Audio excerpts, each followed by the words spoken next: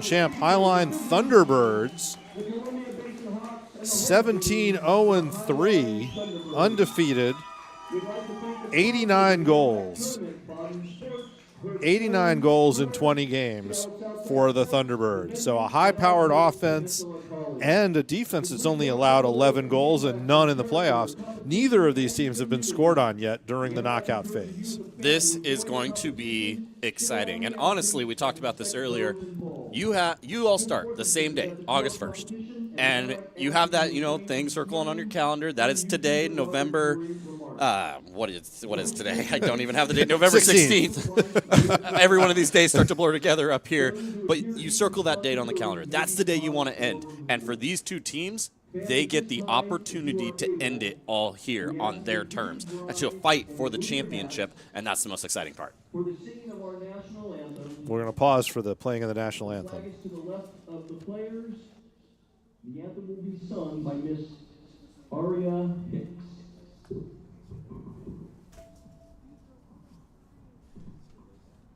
Oh, say, can you see by the dawn's early light what so proudly waited at the twilight's last gleam, whose broad stripes and bright stars through the perilous fight.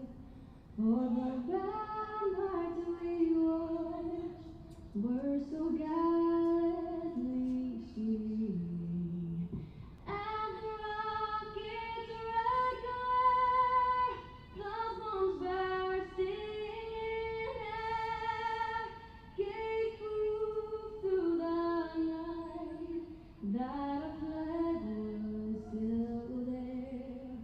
Oh, say does that star-spangled banner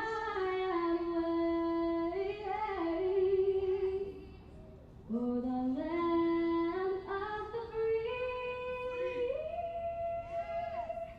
and the home of the brave.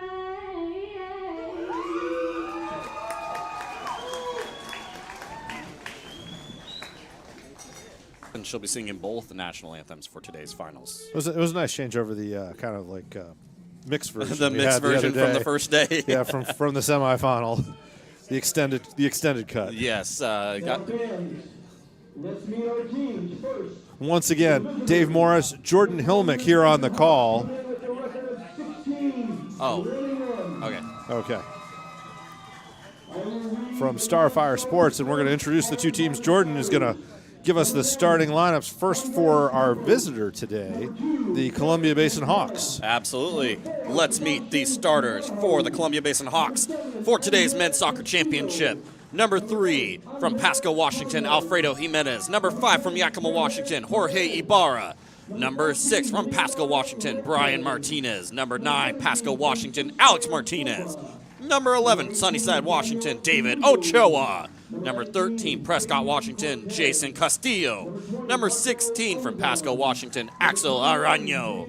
Number 23 from Pasco, Washington, Felix Mendoza. Number 26, Dayton, Washington, Rudy Silva. Number 00, goalkeeper Caleb Coronel. And number 27, Julio Andrade. They are coached by Martin Ramirez, assisted by Sergio Lucana, Lucas Cash, trainer Nicole Walters, Jose Herrera, and Jovan Rojas.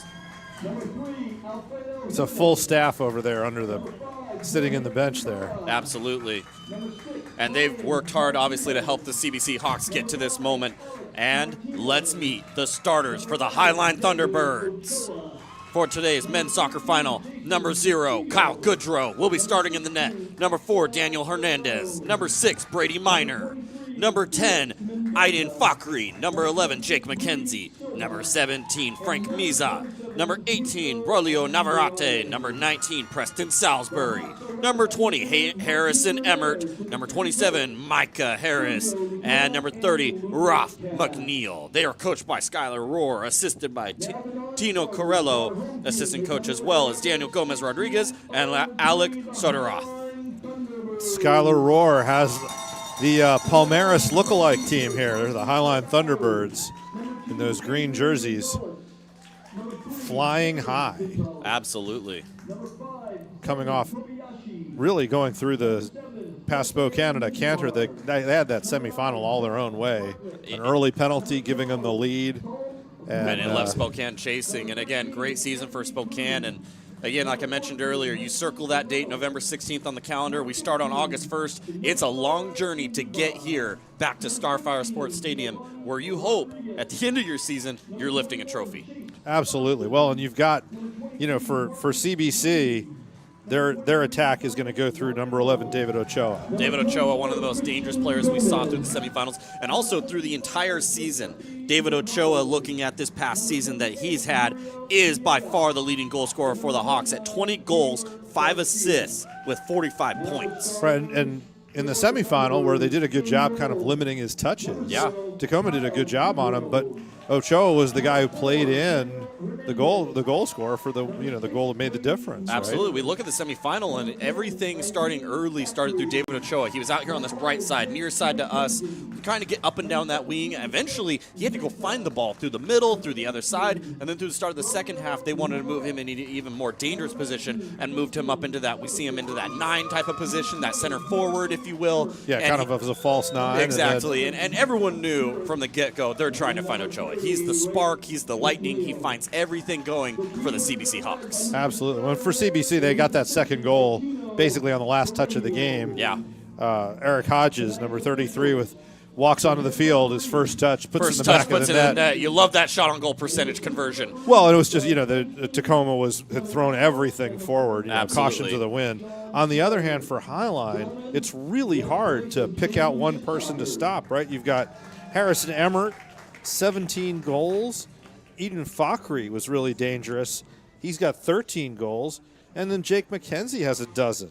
Absolutely, with 11 assists, and then you have Bartlett, who came off the bench in the semifinal game with 9 goals, 6 assists. And then when you look at Emmert and Fakhri, Emmert with 17 goals, 8 assists, and then Fakhri with 13 goals, 9 assists. They share the love all the way around here. But then don't forget, you have Frank Miza, 5 goals, 10 assists. There's a lot of different weapons, a lot of different looks, and we saw that in the semifinal with Highline. It wasn't just one person you have to watch. There are multiple different layers to this attack, and they'll come at you with every single look, and they did too. So these CBC Hawks are going to have to watch out for that. And also, the question for Highline, how do you contain Ochoa? And the question for CBC, how do you contain all of the weapons that Highline Right, how presents? are you going to... Well, and for CBC, how much can they control possession? And they gave...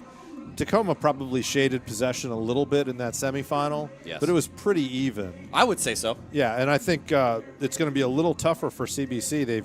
If they get stuck in their own end, it could be a long afternoon for Which them. we almost saw in that first half of the semifinal. It took CBC a minute to really get going, to start connect, but as CBC started to gain the confidence, started to gain that rhythm, that composure, right, and really settle in, we saw the CBC that we know come to light. Well, and they certainly have the talent and they can play. It's going to be interesting, but they do need to be careful. The more you let Highline just control the ball, the harder it is to keep them out because they can come at you. They've got guys like Brady Minor. I was going to say Brady Minor. Playing in that kind of number 6 role. And he owned the middle. Yeah. It made it very difficult for in that semifinal for anyone to really go anywhere. Minor covers a lot of space out there on that field, and so you got to imagine Minor, and especially in this game, going to be sort of the same type of situation. He's going to cover all that space. He's going to shut you down in the middle. He's going to force you to find something else to beat him. Absolutely. Well, and for Highline, they've got on the wing there, they've got Rafe McNeil and Jake McKenzie over there. And that's just a lot of speed and tenacity on one side, and then you've got Meza in the middle of the park popping up a couple different places. We've talked about the field players. How about the keepers? Goodrow for Highline came up big in a lot of different situations, and we got to obviously interview him in the interview at the semifinal. His height is sort of classified information. It's unknown on our sheets. How tall is he? Well, he plays like he's 6'4". Right, but Caleb Cornell just towers over the game. 6'3" keeper. 6'3", maybe 6, yeah. And I think Kyle's more of a 5'11" kind of guy. And two different contrasting styles, too, of keepers. Where Cornell, you've got really that shot stopper type of keeper. Like, he's comfortable. He'll make the saves. Came up big in several situations in that semifinal. And Goodrow, he's that technical he pushed that ball off the monkey bar. type of keeper. Oh, yeah, off the bar. Goodrow came up big, and so very different styles of keeper. And we're moments away from kickoff here in men's final. CBC versus Highline. This is going to be a good one. Yep, David Ochoa standing over the ball, ready to kick off for Columbia Basin, wearing black, going left to right today. Start the game. Highline, white with the green trim. And right away, Andrade loses out. Meza creates the turnover. Jimenez steps up, but it's out wide to Rafe McNeil. McNeil, he's got Meza right in front of him there. Can't poke through. Jimenez goes for the bike. Meza now trying to poke through. And Highline again gets faced up. There's the turnover and a little bit of a counterattack. Ochoa gets that to Silva. Silva finds Martinez. Martinez out wide to Ochoa. That's deflected. McNeil lets it go, but Columbia Basin working hard early in the game here. Jimenez keeps that in play, but it's going to eventually trickle through. And it's going to be Kyle Goodrow settling things down for the Thunderbirds. We kind of saw this in the semifinal where a lot of the teams, both men's and women's, those first about 5 to 10 minutes, and a lot of coaches say this, that's first 5 to 10 minutes, you're going to really see teams kind of like really test each other out. What do you have? Really settle into rhythm, all these different things, right? You can throw out a Well, and of course, different... Highline didn't even let it get that far because 5 minutes in. Harris Emmert scored a put up, PK. so it definitely, they went right at it. Start here already. You have Highline going right at CBC. CBC turns around and goes right back at them. We're already not even 2 minutes into this thing, and everyone's already off to the races. Well, and you got Meza playing. It's kind of a 4-5-1. Meza at the tip of the spear here, and you've got McKenzie, Emmert, and there Daniel Hernandez heads it back to Goodrow. And number 10, Eden Fakri across the front there for Highline.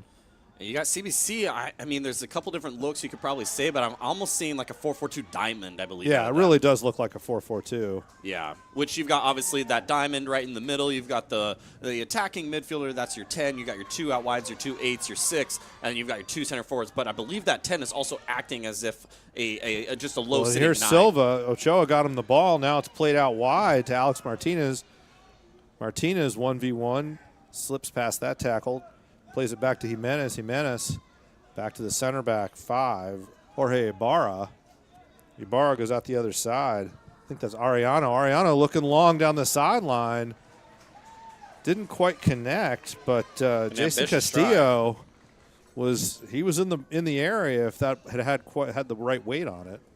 Goodrow, another goal kick here. He's had 3 already in quick succession. So Columbia Basin's been able to get the ball forward. They haven't been able to possess it yet in the box, but they're getting it down there. Ibarra with the big header.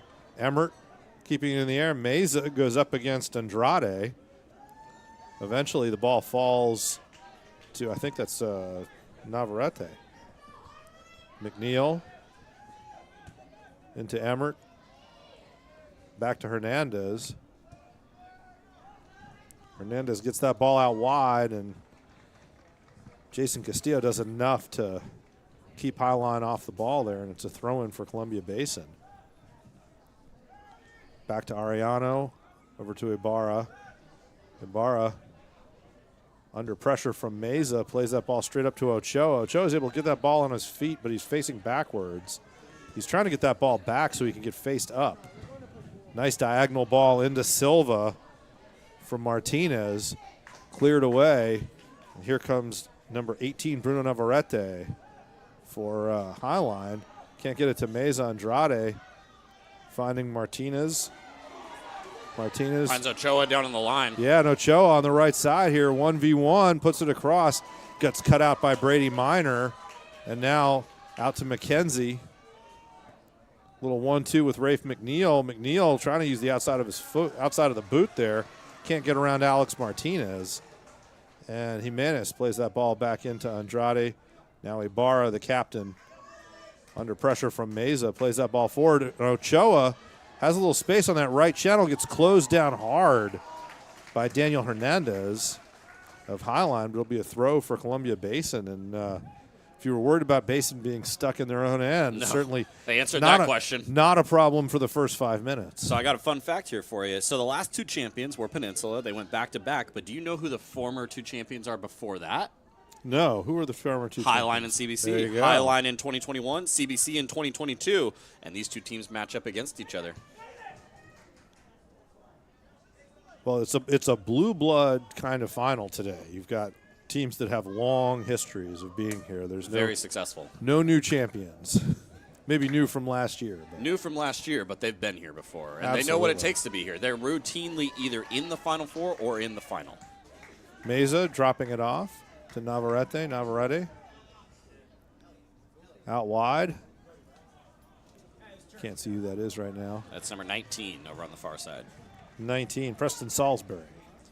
Baden Sports is proud to be the official soccer ball of NWAC men's and women's soccer and the official ball provider of the NWAC Soccer Championships. For nearly 40 years, Baden soccer balls have set the standard for quality and craftsmanship, delivering world-class game balls to colleges and national conferences across the country.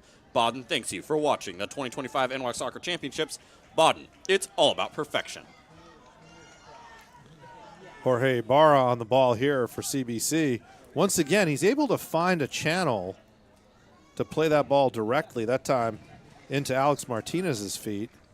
Martinez was trying to find Ochoa. Pass gets cut out, but it'll be a throw-in.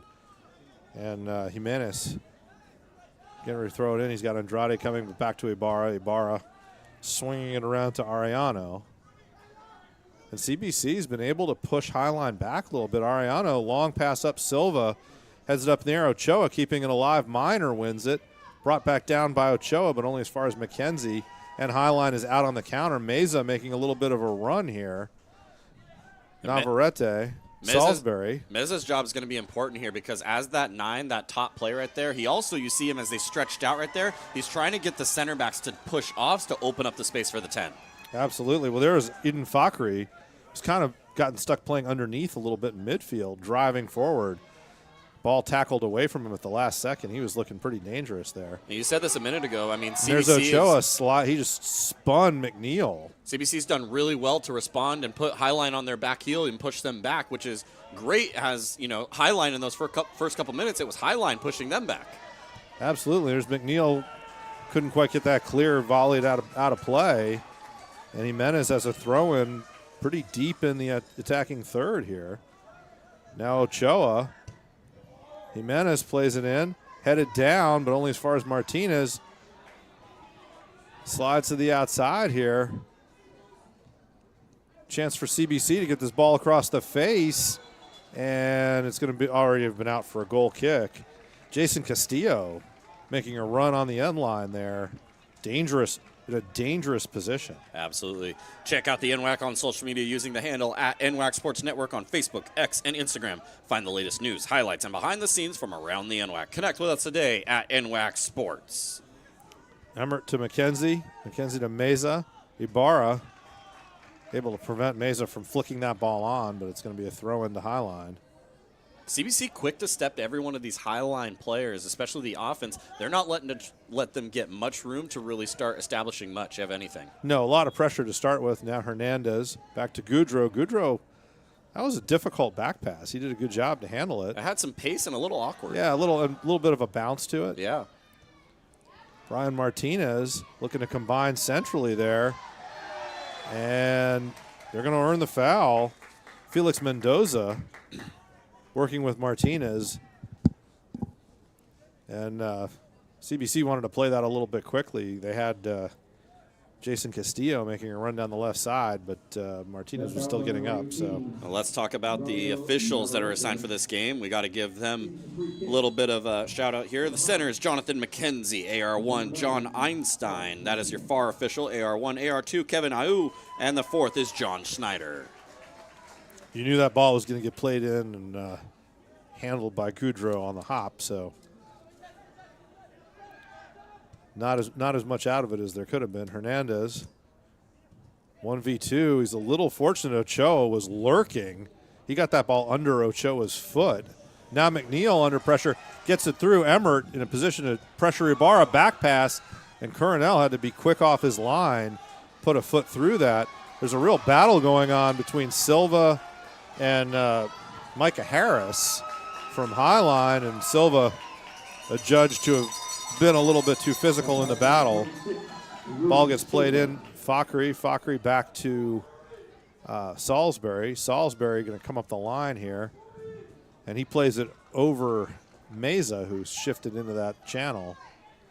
It was a little bit aspirational with that ball. Meza was never going to get anywhere near where that was going to land. No, and Cornell quick off his line to make sure that that's not going to go anywhere.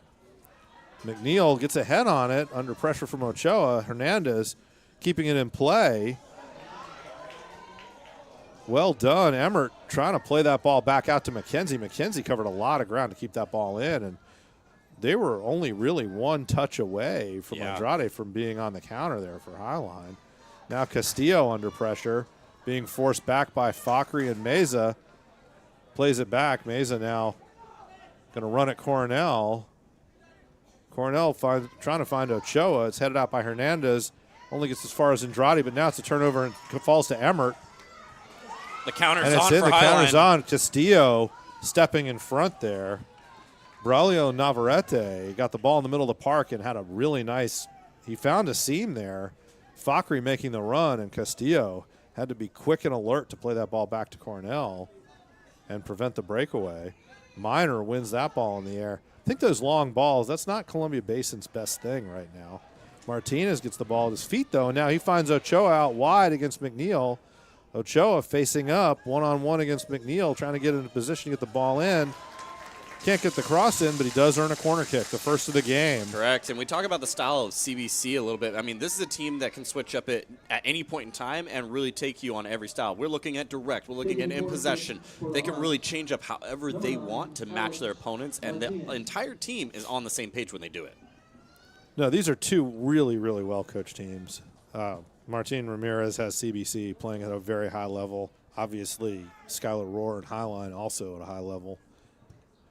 Ball gets played in, won by Emmert, out to Navarrete. Navarrete plays that ball, trying to go down the channel there. Couldn't keep it in bounds. Skylar Rohr, first-year coach, too, for Highline. I believe he's brand new with the program. There you go.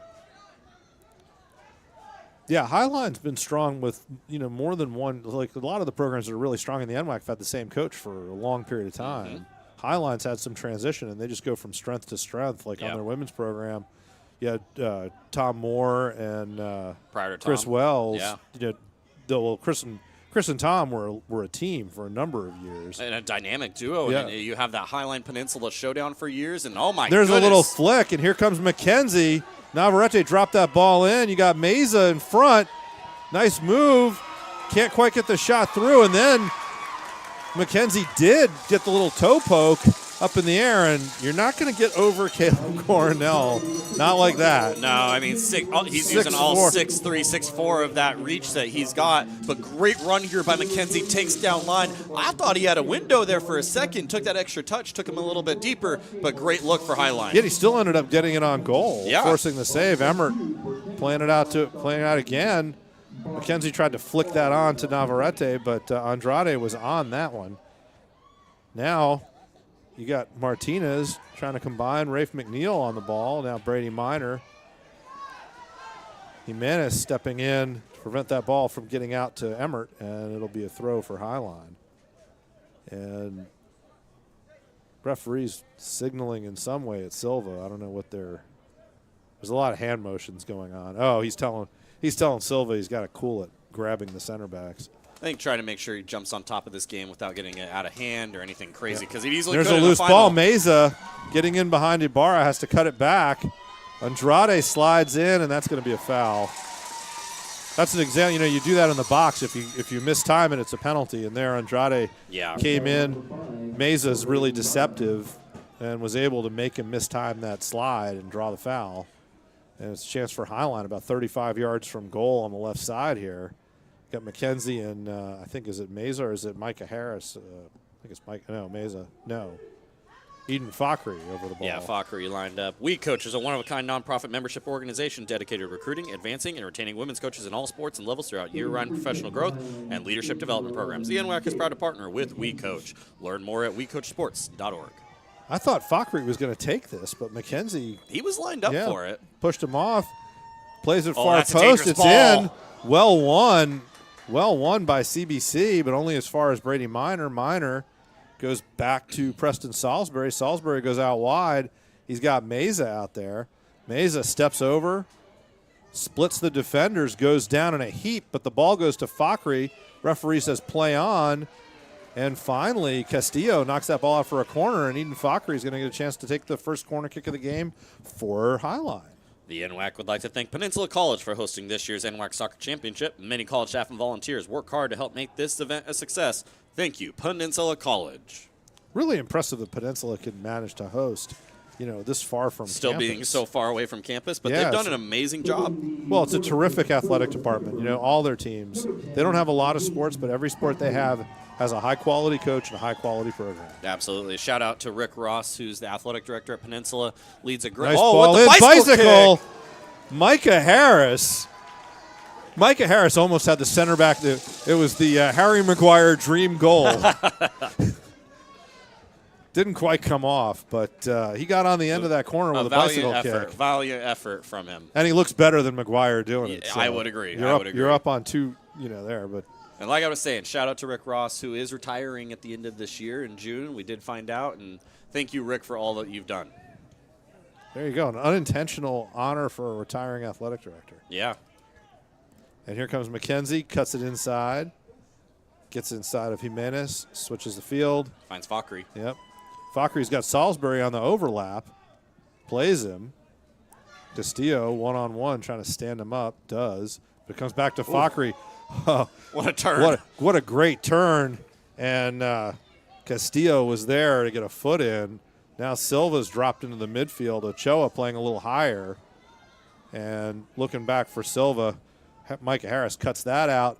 Fakri got in a good position in front of number 20. Is that 27? Yeah, for Columbia Basin. Thought that was Andrade, but drew the foul. Highline has taken it all the way back to Goudreau, playing it up, and then Andrade wins it over to number 9, Alex Martinez. Martinez out wide looking for Ochoa, a little too hot to handle, and it's going to be a throw-in taken by Salisbury for Highline. The NWAC Sports Network is powered by Huddle as the official digital network of the NWAC. Huddle's streaming technology allows NWAC and member institutions to stream on an HD platform that can be viewed by fans online as well as on Android TV, Apple TV, Amazon Fire TV, and Roku devices. Championship broadcasts will be available live and on demand for viewers, and you can purchase a download of the broadcast for just $10 each. Visit nwacsportsnetwork.com to tune in. Do you have printed rosters?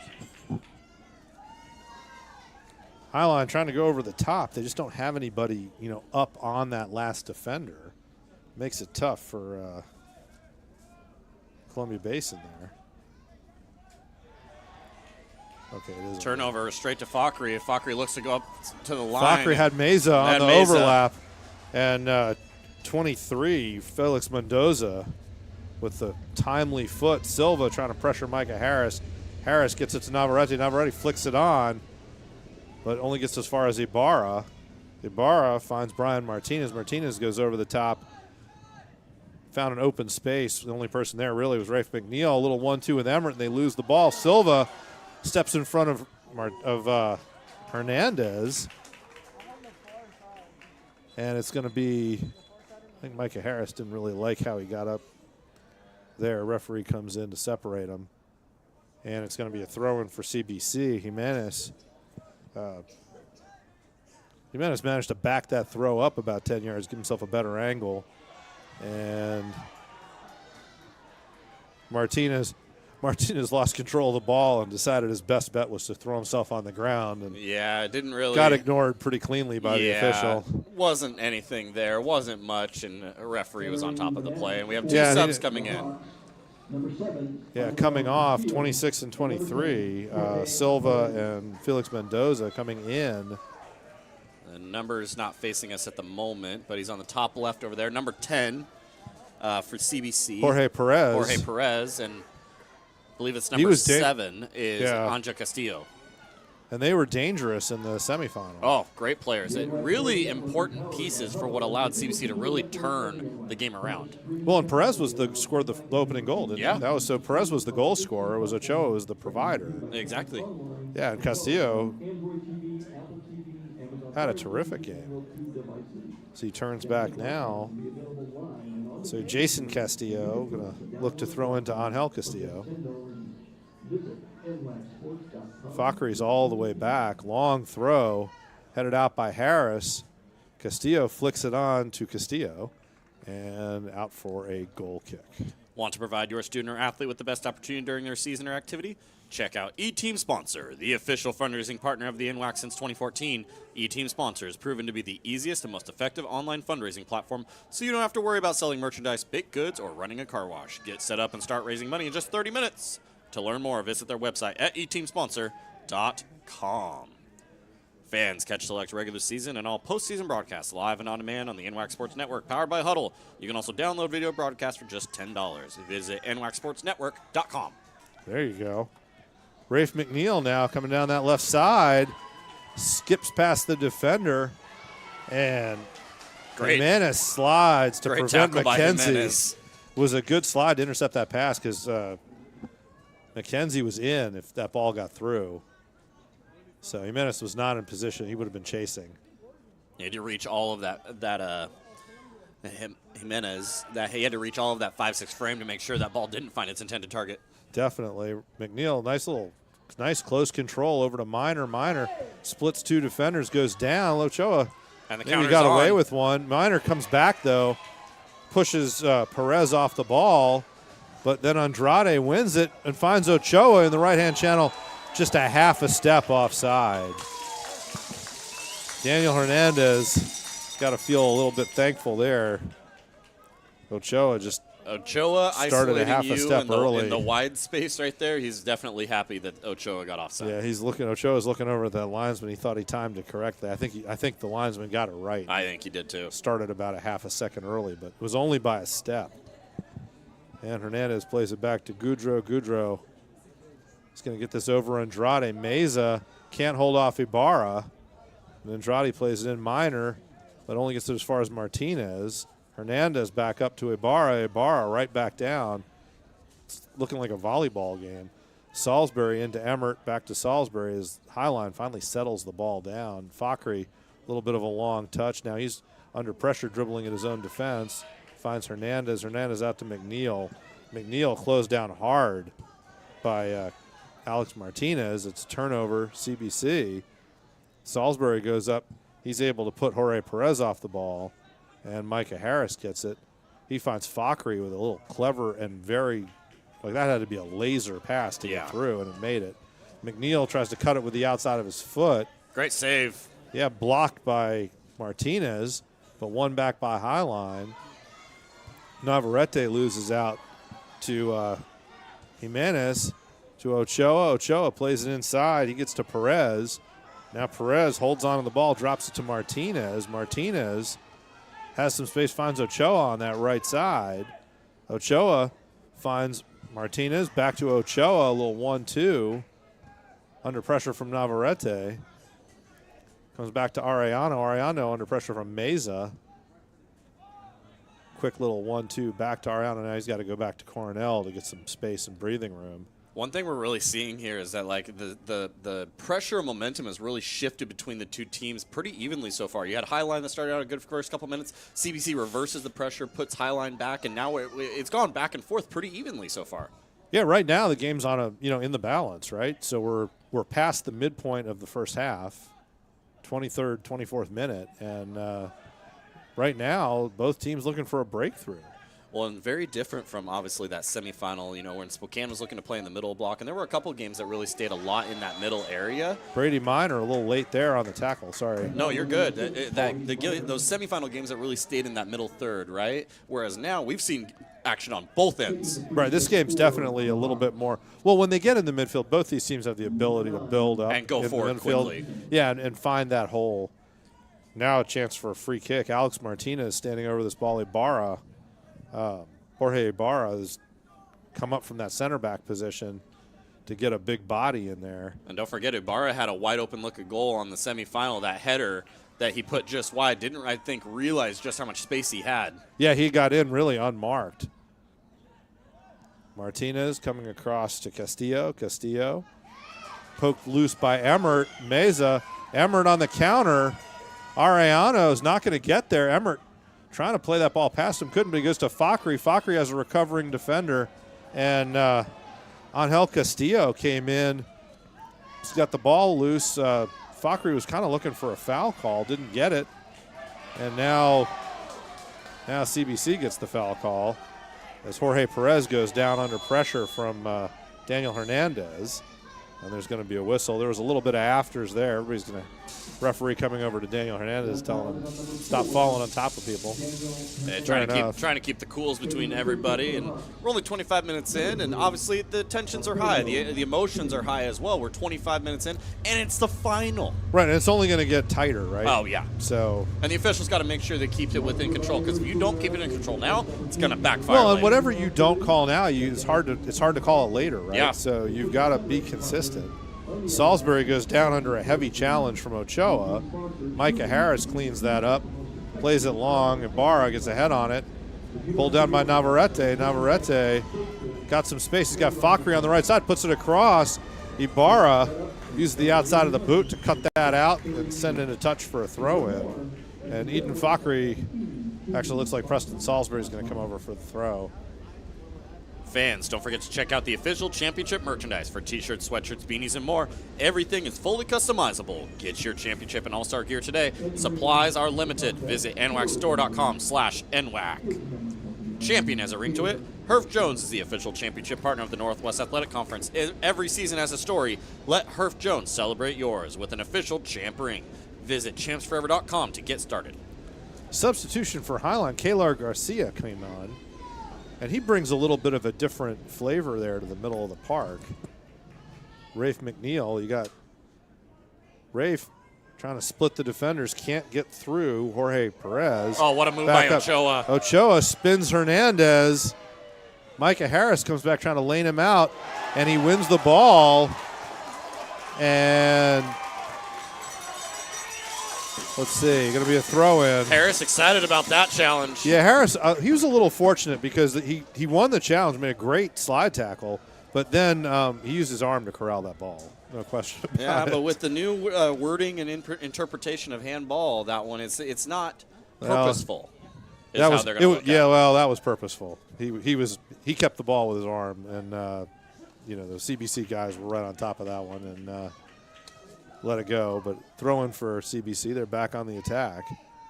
I think maybe in volleyball that would have been legal. Coming over the top, Fakri puts a little pressure on Angel Castillo, goes out wide to Jason Castillo, then back into the middle to Andrade. Oh, good tackle Micah there by Harris, yeah, nice tackle. Fakri trying to come back. Andrade was able to kind of pull him back. Fakri back to Navarrete to Emmert. CBC so disciplined. Alex Martinez comes back to get in front of Emmert. They do a great job. They'll make runs forward and they're energetic running forward, but then they really work hard to get back, and they're very energetic and disciplined about it. Nice diagonal ball in, and McNeil he's going to want that one back. Yeah, couldn't quite get his feet sorted out to put that ball across. Well done by Alfredo Jimenez to keep McNeil out, but McNeil had a chance there to put a ball across, just could not quite connect.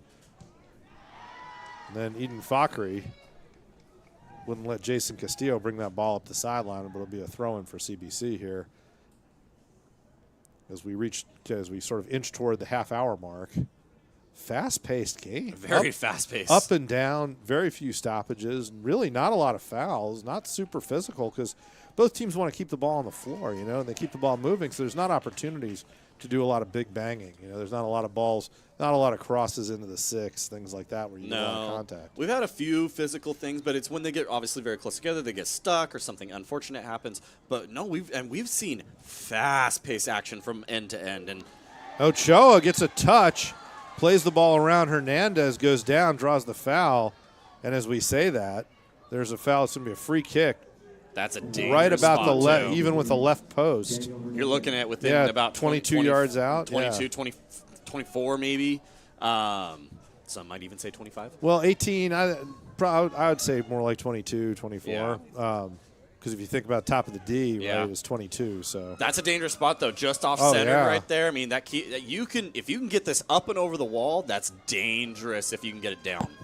yeah, and Goudreau's having a great game and he's had a great season, but he's not a 6'4" goalkeeper, right? No, he's going to use all 5'11" of that, though, to be as athletic as he possibly can. And we've got Ochoa. Well, he's going to use his quickness. Yeah. Ochoa and Angel Castillo on the ball right now, and I'd imagine Ochoa is going to take this. Is that Ochoa? I think it's. I think you've got. That's number 13. Castillo and Castillo. Yeah, over the Castillo ball and here. Castillo. And so I'm pretty sure Castillo is going to take it. That's a great point. Jason Castillo, but hits the wall. He gets a second bite at the apple, and he hits the wall again. Now it gets played in. It hits Garcia. Yeah, played in by Ariana, but Garcia gets a head on it. McKenzie just couldn't get there. Ariano has to play that ball into touch. Ibarra can't keep it in. That free kick was almost a disaster for CBC on the counterattack. Almost backfired heavily. Yeah, Garcia got that ball just short. McKenzie couldn't quite get there now. Substitution. McKenzie was kind of at the end of his shift. He's going to come off. And Leonardo Lopez comes in, number 15, I think that is, right?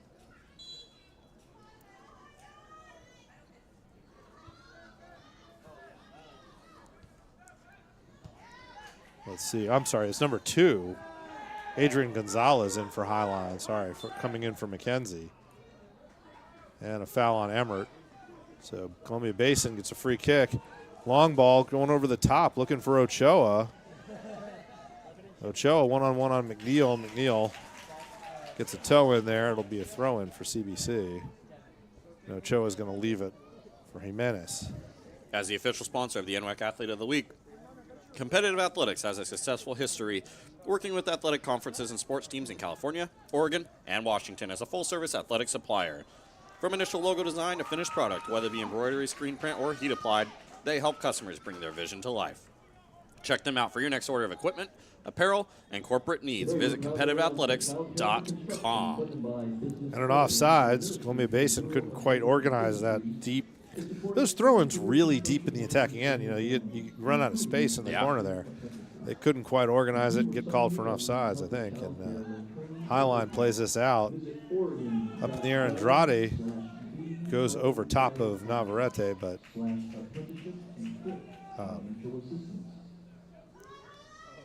ball goes back to Highline. Emmert going for a little 1-2 with Navarrete, and CBC plays it into touch. Hernandez comes over. He'll probably take the throw unless they're going to.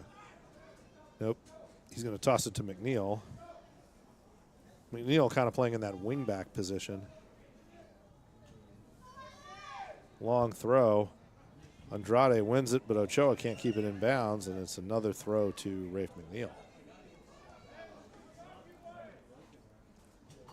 The NWAC would like to thank Explore Seattle Southside and Seattle Southside Sports for their support of the NWAC Soccer Championship Tournament. Follow at Seattle Southside on Instagram for things to do, places to eat, events going on, and more. So Garcia found Emmert. Emmert trying to get it across to Fakri. Almost did. Now it is. Fakri does get the ball. Looking for Garcia. They couldn't quite make that return pass in tight space, but well done. Micah Harris steps up, wins that ball. Gets it down to Emmert. Emmert pressured by 2 CBC players. Now 3 goes down, trying to push that through. Doesn't quite get there. Angel Castillo leading the charge to try to bring that ball back. Now Daniel Hernandez wanted to play it out to Salisbury, but a little bit of a misfire, and it's going to be a CBC throw-in right at the top of the attacking third. 34th minute, we're into the final 15 minutes of the half, and Jorge Perez is going to be adjudged to have grabbed a little too much jersey there, trying to post up the Highline defender. Yeah, trying to create space, trying to make sure that he can, generate something, but just a little too much, a little too much for the official. Yeah, no, he got caught. He's had his arm away from his body with a fistful of jersey. I have a ref friend, and he likes to say that anytime you see that full extension of the arm, it's pretty much candy for the rest because they'll call it almost every time. And it's an easy call to make. Yep. So now Ochoa back to goal, plays. Oh, it's a decent looking ball. Plays Jimenez in. Great diagonal ball. And well done, Salisbury. To Fakri, back to Salisbury. And out to Navarrete. That's a great touch by Navarrete on the turn. What a skillful play by all three of those guys to get the ball out of their own end there. Now Navarrete looking for Emmert. Great hustle. Alex Martinez sprinted 30 yards to come back and win that ball. And now Andrade goes down under the challenge from Kayla Garcia. And it's a free kick for CBC.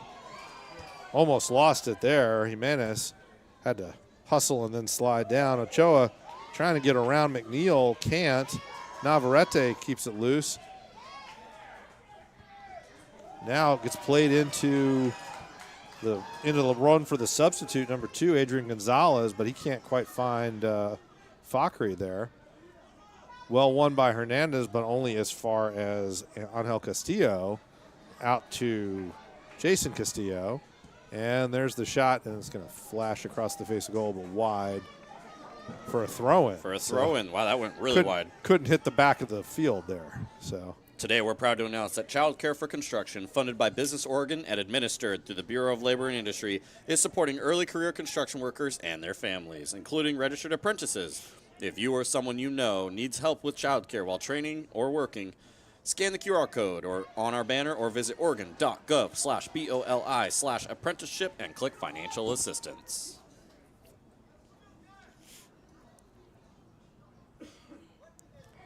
McNeil here for Highline. Final 10 minutes of the half, looking for Garcia, but Jimenez gets ahead on it. Emmert pries it loose from Ochoa, but it only gets as far as Leo Lopez for Columbia Basin, the substitute. Play it out wide to Castillo, Jason Castillo, into Andrade. Fakri trying to push it past Andrade, and he does force a throw, and it's going to be Preston Salisbury throwing this in for the Thunderbirds. Entering the match for the Thunderbirds. And back into the game here, 23, Felix Mendoza. And 23. Steps back in for Alex Martinez. As Martin Ramirez is keeping his squad fresh, especially in the midfield, because it takes a lot. This is a high-tempo game end-to-end. It's fast-paced. It's very physically demanding, and number 23, Dominic Moreno, enters for the Thunderbirds as well. 2 23s. There you go. Garcia trying to push that through. Who's Moreno in for? Is he in for Fakri? Fakri. Yep. Stepped off.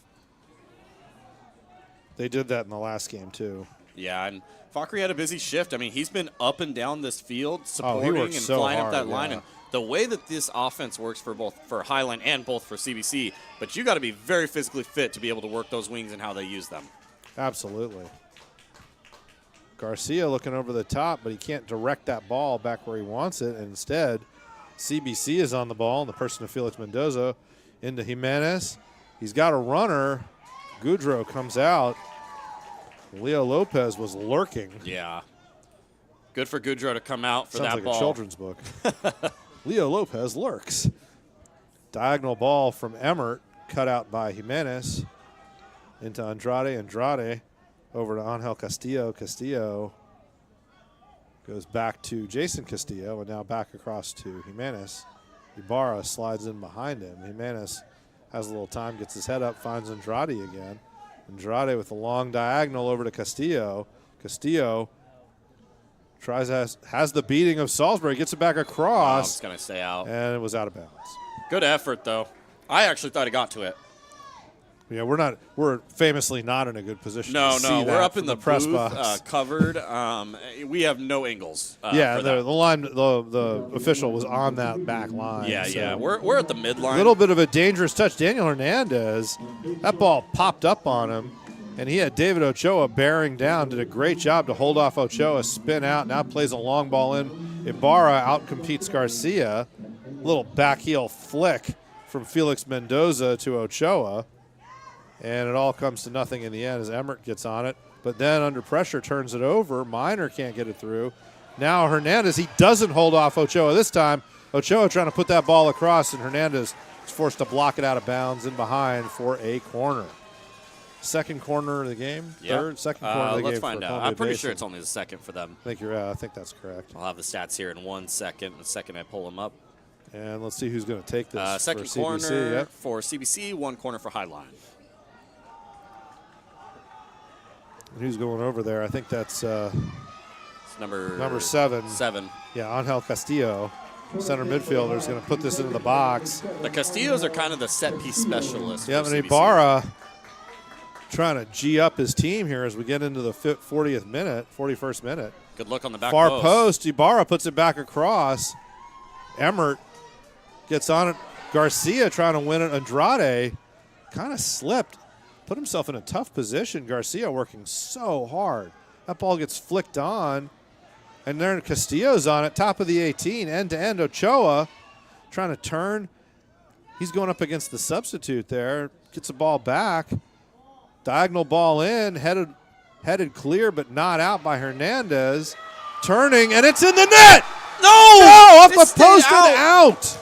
And I think it's all sort of they're calling a academic. foul. It was offsides, yeah. Oh, But I was like, what an opener. Jorge Perez hit that ball. I thought it was in. And it somehow stayed out. Yeah, I think it hit the post and bounced out. Once again, Micah Harris, 1v2, trying to play that out of trouble, did. Andrade trying to play wide to Castillo. They turn it over. Moreno, but he had his arms extended, and that Castillo wisely went down under the challenge. I about had a flashback to 2015 MLS Cup, double doink Portland Timbers, infamously right there. There you go. Poked free by Highline. Navarrete, now Garcia. Garcia trying to beat Alex Arellano, the center back, loses out, and Arellano clears the ball up the sideline, only gets as far as Salisbury. Salisbury into Navarrete. Navarrete, under pressure from Andrade, plays it back to Salisbury. Salisbury down the sideline to Moreno. Moreno dodges the tackle there. Oh, no, that's Emmert. Sorry, Moreno slipped inside, and Andrade turned that ball over, but he's ruled to have been fouled by Emmert. So a little too robust on the pressure, and it's going to be a free kick for Columbia Basin in the waning moments of the first half here. Box Out Sports provides graphic design Let me restart. Box Out Sports provides graphic design solutions for social media content creation. They offer customizable templates and a comprehensive content library that allows users to create professional graphics and motion graphics quickly without the need for advanced design skills. Learn more about the official social media graphics solution of the NWAC at boxoutsports.com. It helps if you can speak and say it correctly the first time. Absolutely.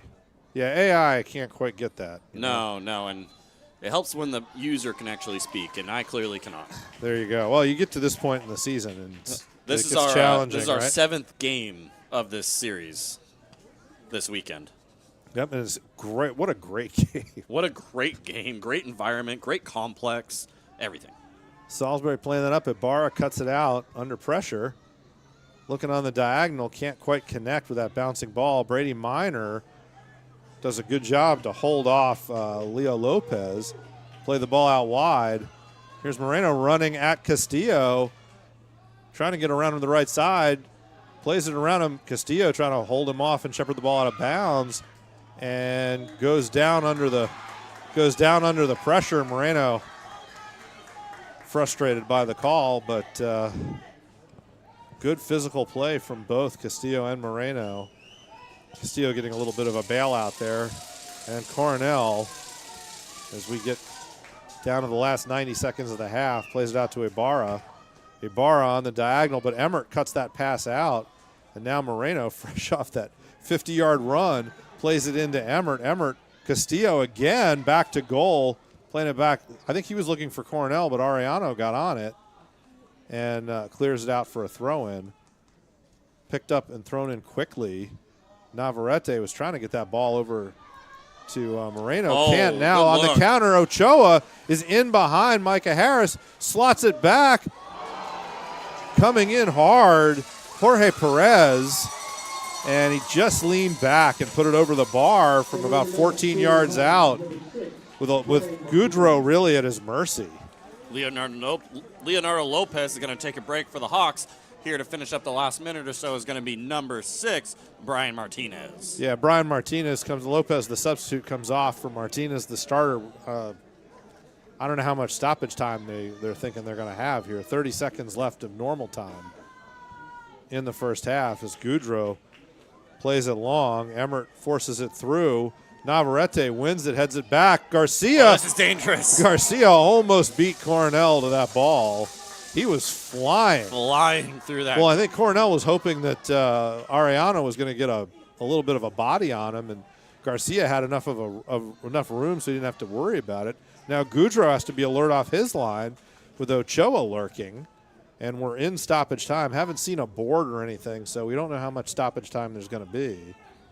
I would imagine only about a minute or two. There really hasn't been a whole ton going on in terms of like major stoppage or anything, so I wouldn't imagine much. Well, we'll find out. Little diagonal ball. Moreno trying to pull that back. Can't quite do it. And Castillo plays it up. Micah Harris playing it back into the mixer. Ibarra takes it out of there. Rafe McNeil can't hold off Ochoa. And here comes CBC. Gonzalez put off Martinez for a second. That gave Minor a chance to step in and win it. And now that'll be, 1 minute of stoppage time. Well, we go into halftime. 0-0, CBC and Highline in the men's NWAC Soccer Championships. And we'll be back after this break for the second half.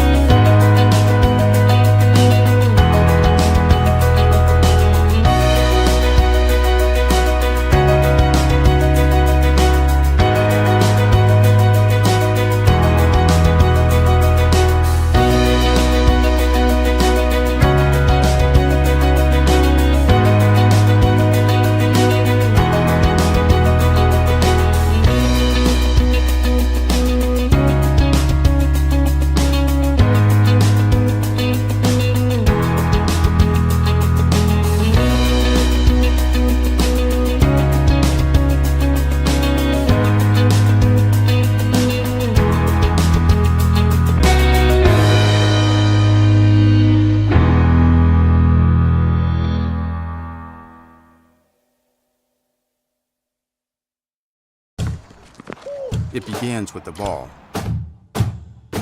You see, a ball is not just leather and rubber. A ball is the seed that communities grow around.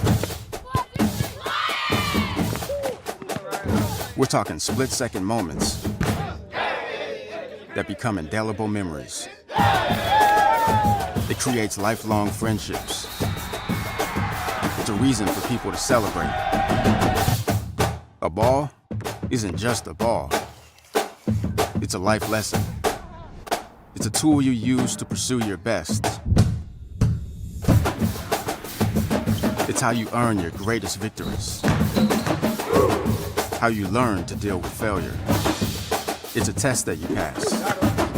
It's a dream that you catch. It's a future you hold in your hands. It's not just a ball. Basin, the official ball of you.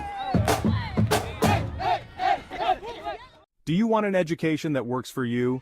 Check out Lower Columbia College. LCC boasts a vibrant campus life with arts, athletics, clubs, and more.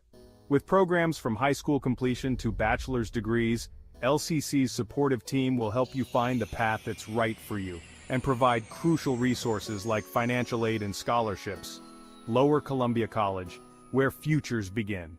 Hey NWAC fans, check out the official NWAC merchandise. Find masks, beanies, t-shirts, sweatshirts, Adidas gear, and more. Everything is fully customizable. The NWAC is more than sports. Visit NWACstore.com. The landscape of sports is changing. Artificial intelligence is the next evolution. and we're bringing it to fields and gyms everywhere. With Huddle Focus, our indoor and outdoor smart camera solution. With multiple lenses and automatic player tracking, you get the perfect angle every time. Just mount it, set it, and forget it. Huddle Focus will automatically start recording using your team schedule in Huddle. Or you can record on the fly with the Huddle Focus app. The era of hands-free film is here. Instant uploads allow you to analyze video immediately after the game. Or let our team of analysts track the data for you with Huddle Assist. Shrink your post-game review time with Focus uploads and assist stats and reports, so you can spend less time on logistics and more time on your game plan. Huddle Focus is also revolutionizing the fan experience. With flexible live streaming options, you can engage fans digitally with the option to cash in on your views. AI is changing sports. Use it to your advantage and never miss a moment. Visit huddle.com/focus today. We're not just lighting a stadium. We're creating lasting memories. We're not just installing a mini pitch. We're empowering youth to learn and grow. We're not just retrofitting an airport. We're creating an environment where workers can feel safer. This is why, whether it's a game down the street, professional stadiums around the world, or treasured monuments and landmarks, you always know when it's must go. The landscape of sports is changing. Artificial intelligence is the next evolution. And we're bringing it to fields and gyms everywhere. With Huddle Focus, our indoor and outdoor smart camera solution. With multiple lenses and automatic player tracking, you get the perfect angle every time. Just mount it, set it, and forget it. Huddle Focus will automatically start recording using your team schedule in Huddle. Or you can record on the fly with the Huddle Focus app. The era of hands-free film is here. Instant uploads allow you to analyze video immediately after the game. Or let our team of analysts track the data for you with Huddle Assist. Shrink your post-game review time with Focus uploads and assist stats and reports, so you can spend less time on logistics and more time on your game plan. Huddle Focus is also revolutionizing the fan experience. With flexible live streaming options, you can engage fans digitally with the option to cash in on your views. AI is changing sports. Use it to your advantage and never miss a moment. Visit huddle.com/focus today.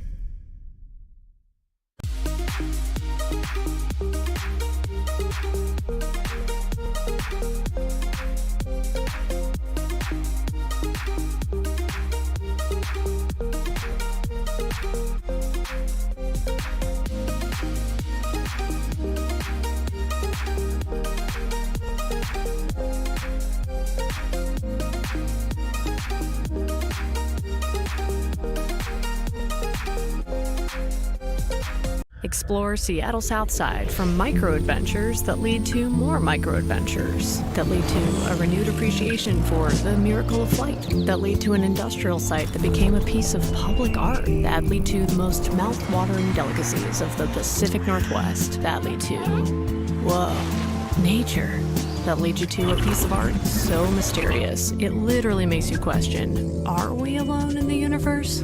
Micro-adventure after micro-adventure in Seattle Southside. Toledo Ticketing is a manufacturer, technology, and service provider, specializing in the design and production of the highest quality, secure entry, revenue control, paper, plastic, and touchless ticketing solutions in the industry.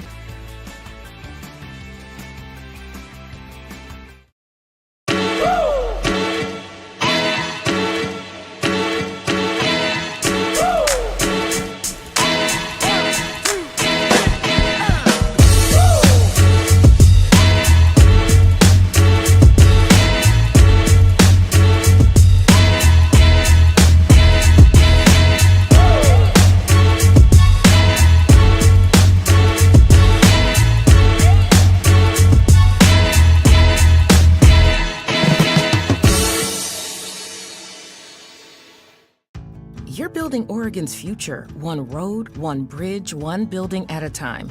Finding reliable childcare shouldn't be the hardest part of your day. That's where the Child Care for Construction program comes in. It helps registered apprentices and New Journey workers find childcare, whether that's a licensed provider or a state-approved friend or family member. Learn more at oregon.gov/BOLI/apprenticeship and click financial assistance. Because when workers thrive, Oregon thrives. Field Level is the athletic network where coaches and athletes connect to discover, create, and pursue opportunities at the next level. Here's an overview of how athletes and coaches use Field Level. Coaches on Field Level assist their players in identifying and pursuing opportunities at the next level. Coaches provide player evaluations to help college coaches understand the athletic, academic, and notable character traits of their athletes. As their athletes build their target schools list, coaches can create introductions directly to college coaches in their networks. For athletes, Field Level helps them organize their information, collaborate with their coaches, research colleges, and choose which schools to target. As they begin to get exposure to colleges across the country, athletes can then track their activity and communicate their interest directly to college coaches. To help their programs more easily recruit from anywhere in the country, college coaches connect and build relationships with high school and club coaches. Through their trusted connections, coaches can identify student athletes who meet their specific athletic and academic needs. College coaches can also search for athletes, review their profiles, track their progress, and communicate directly with both athletes and their coaches. Whether you're an athlete trying to get exposure to the right colleges, a coach looking to help your athletes continue their athletic and academic careers, or a college coach searching for the best recruits for your program, Field Level provides you the network and tools to accomplish your goals. Thanks for watching. Experience the new era of ticketing with Vivenue, the official ticketing platform of the NWAC Championships. All great sports events only work when the infrastructure is top-notch. Vivenue provides the most modern ticketing solution in the industry to NWAC, and to already more than 80 colleges and associations in the U.S. alone. Welcome to the new era of ticketing. Welcome to Vivenue.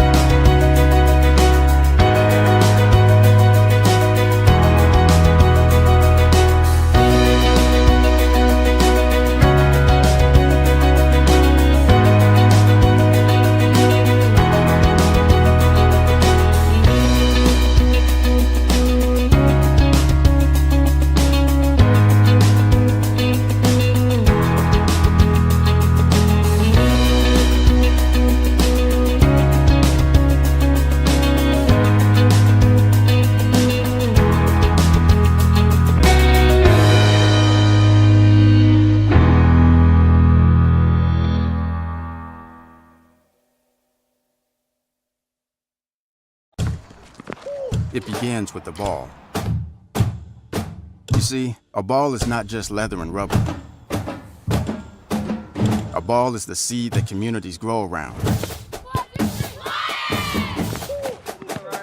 We're talking split-second moments that become indelible memories. It creates lifelong friendships. It's a reason for people to celebrate. A ball isn't just a ball. It's a life lesson. It's a tool you use to pursue your best. It's how you earn your greatest victories. How you learn to deal with failure. It's a test that you pass. It's a dream that you catch. It's a future you hold in your hands. It's not just a ball.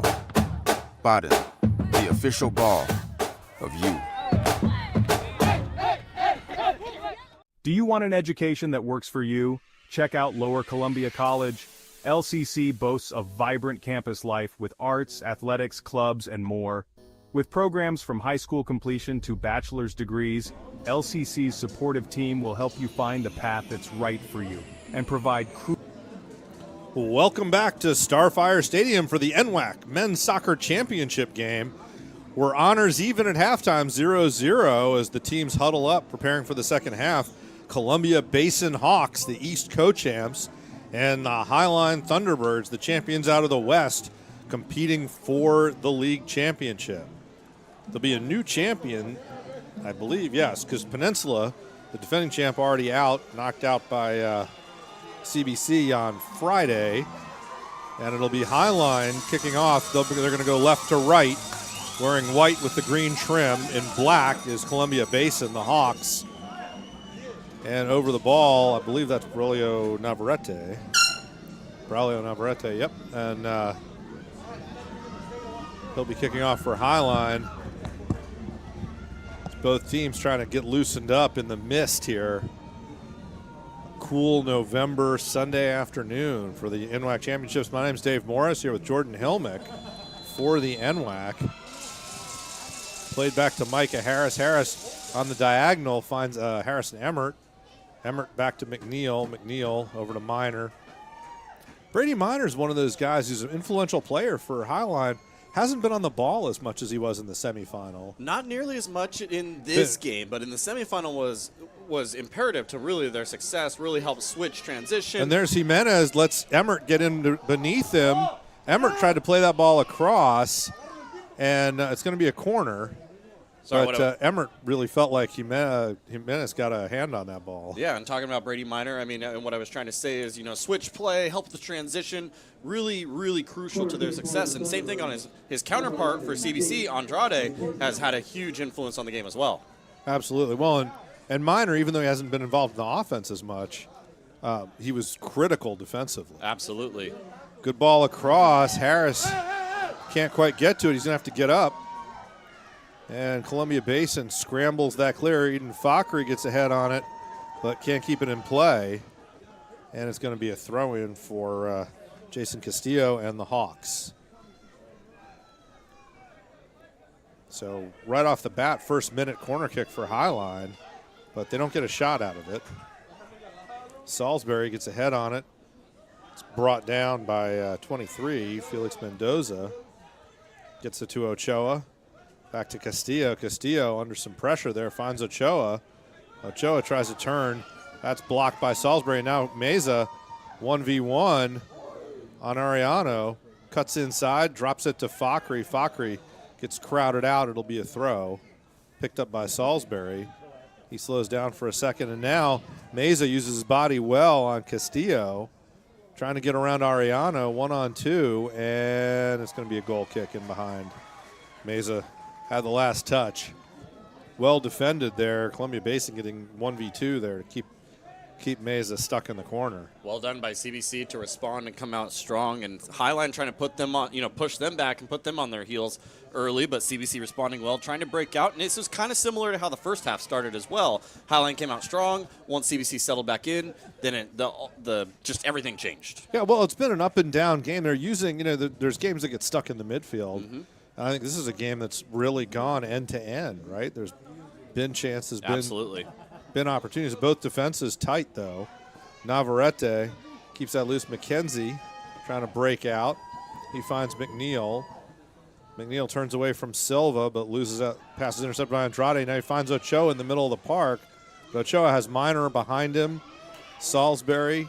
Minor, a little slide tackle from Silva. Silva gets up. Can't break through the Highline back four. Castillo back to Andrade. Andrade with an aggressive touch. Meza comes back, pries that loose a little bit with some help from Fakri. Diagonal ball in, and Cornell off his line with Jake McKenzie lurking for Highline. McKenzie's had a pretty busy day also just in terms of this entire season and semifinal. He's just one of those players you got to keep an eye on because he will somehow find a way to get involved in this game and make a difference. Oh, McKenzie was he was all over the semifinal. He's goal scorer. he's a guy who brings both goals and assists, right? Absolutely. 12 goals and 11 assists on the season. So he's just been involved when Highline's getting stuff done. He's Mackenzie's somehow one of involved. those guys. Yeah, and there, Navarrete pulled down by Mendoza. And he wanted to go quickly, but CBC hanging out around that. Now Micah Harris looked like he was going to take it. Now it's going to be, looks like Eden Fakhri is going to take this. And Harris says, nope, we'll just play it to you. So a little bit of a quick play in around Castillo. Fakhri puts it across, free header. Ooh. Frankie Meza just could not get on the end of that header. Or I'm sorry, that was Micah Harris. That's Harris. And Micah Harris has to sprint back. Harris took He that. flew, did he not? He took that free kick, found Fakhri. Fakhri gets to the corner, and Harris was at the far post to receive that pass. What a work rate! And now Fakhri again dribbling in there running at the back line. Alex Martinez had to come back. That's and there it is. Oh! No, Harrison Emmert found a seam about 25 yards out, and Caleb Coronel, I'm not entirely sure Coronel was going to be equal to that if it had been on frame. I think it would have been just above him. He was at full outstretch. And I thought he found the side net. Yep. Emmert misses wide left, but not by much. Man, the second half came out with a bang, didn't it? Well, Highline, you're playing. The longer you go, I mean, Highline's just so effective in the attack with so many weapons. And there you go, right? Fakhri gets down on the right side, perfect cross. Micah Harris runs 80 yards to get on the end of it, sprints back, and while Columbia Basin tries to counter, it ends up with the ball on Emmert's feet for a shot 25 yards out that maybe was the best chance of the game. Yeah, and hey, right here, I got to shout this out. Fakhri found this ball, split 3 Hawks to find Meza up top. What a ball. That window was tight to find that ball. Yeah, because Columbia Basin, I mean, their defense is excellent. They're really very disciplined. Well, they're really disciplined. They're working so hard to go both ways. Fakhri playing it down the side to Salisbury. Salisbury getting laned out there by Martinez. Ball comes out to Andrade. Andrade to Martinez. Back to Andrade. Won by Salisbury. He's surrounded by 3 Hawks. Back to Harris under some pressure. He goes down the sideline to Frankie Meza. Meza turns on Castillo. Fakhri back down the channel. Alex Arellano gets a shoulder in on Meza, wins the ball. Silva trying to go up. And he had controlled Daniel Hernandez, but Micah Harris went over top of both of them to win that header. Back to Navarrete from Fakhri, and now over to Rafe McNeil on the far side. He's got Mackenzie on the outside. McNeil poked out a little bit flat, going to be a goal kick. Played it a little bit inside instead of outside. But McNeil and Mackenzie, they're looking dangerous there. They just didn't quite get on the same page for that pass, and they're talking to each other on the way back about what they're trying to do. Well defended by CBC. Absolutely. Coronel now playing long. This isn't going to be a play it short kind of second half. No. Harris wins that ball in the air. Fakhri trying to play around the CBC defense.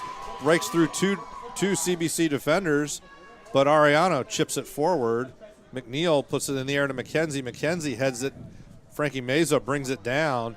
Tries to turn on Andrade. He loses out.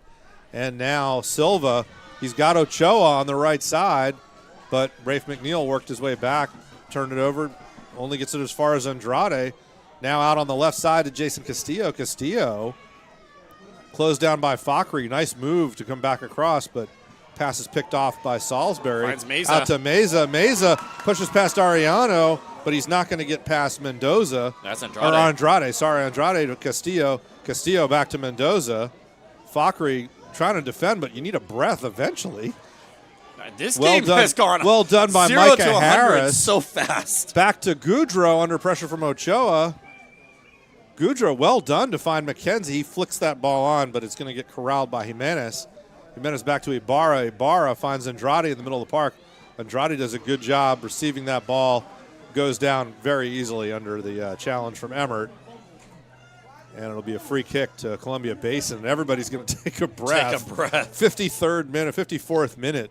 we got a read, we might want to do one while they're breathing. I was going to say we haven't been able to get any of the reads in. Baden Sports is proud to be the official soccer ball of NWAC men's and women's soccer and the official ball provider of the NWAC Soccer Championships. For nearly 40 years, Baden soccer balls have set the standard for quality and craftsmanship, delivering world-class game balls to colleges and national conferences across the country. Ariano plays that in. Ochoa gets it across, and Rafe McNeil has to kind of hoof it up in the air. It goes off a Columbia Basin player for a goal kick. Baden thanks you for watching the 2025 NWAC Soccer Championships. Baden, it's all about perfection.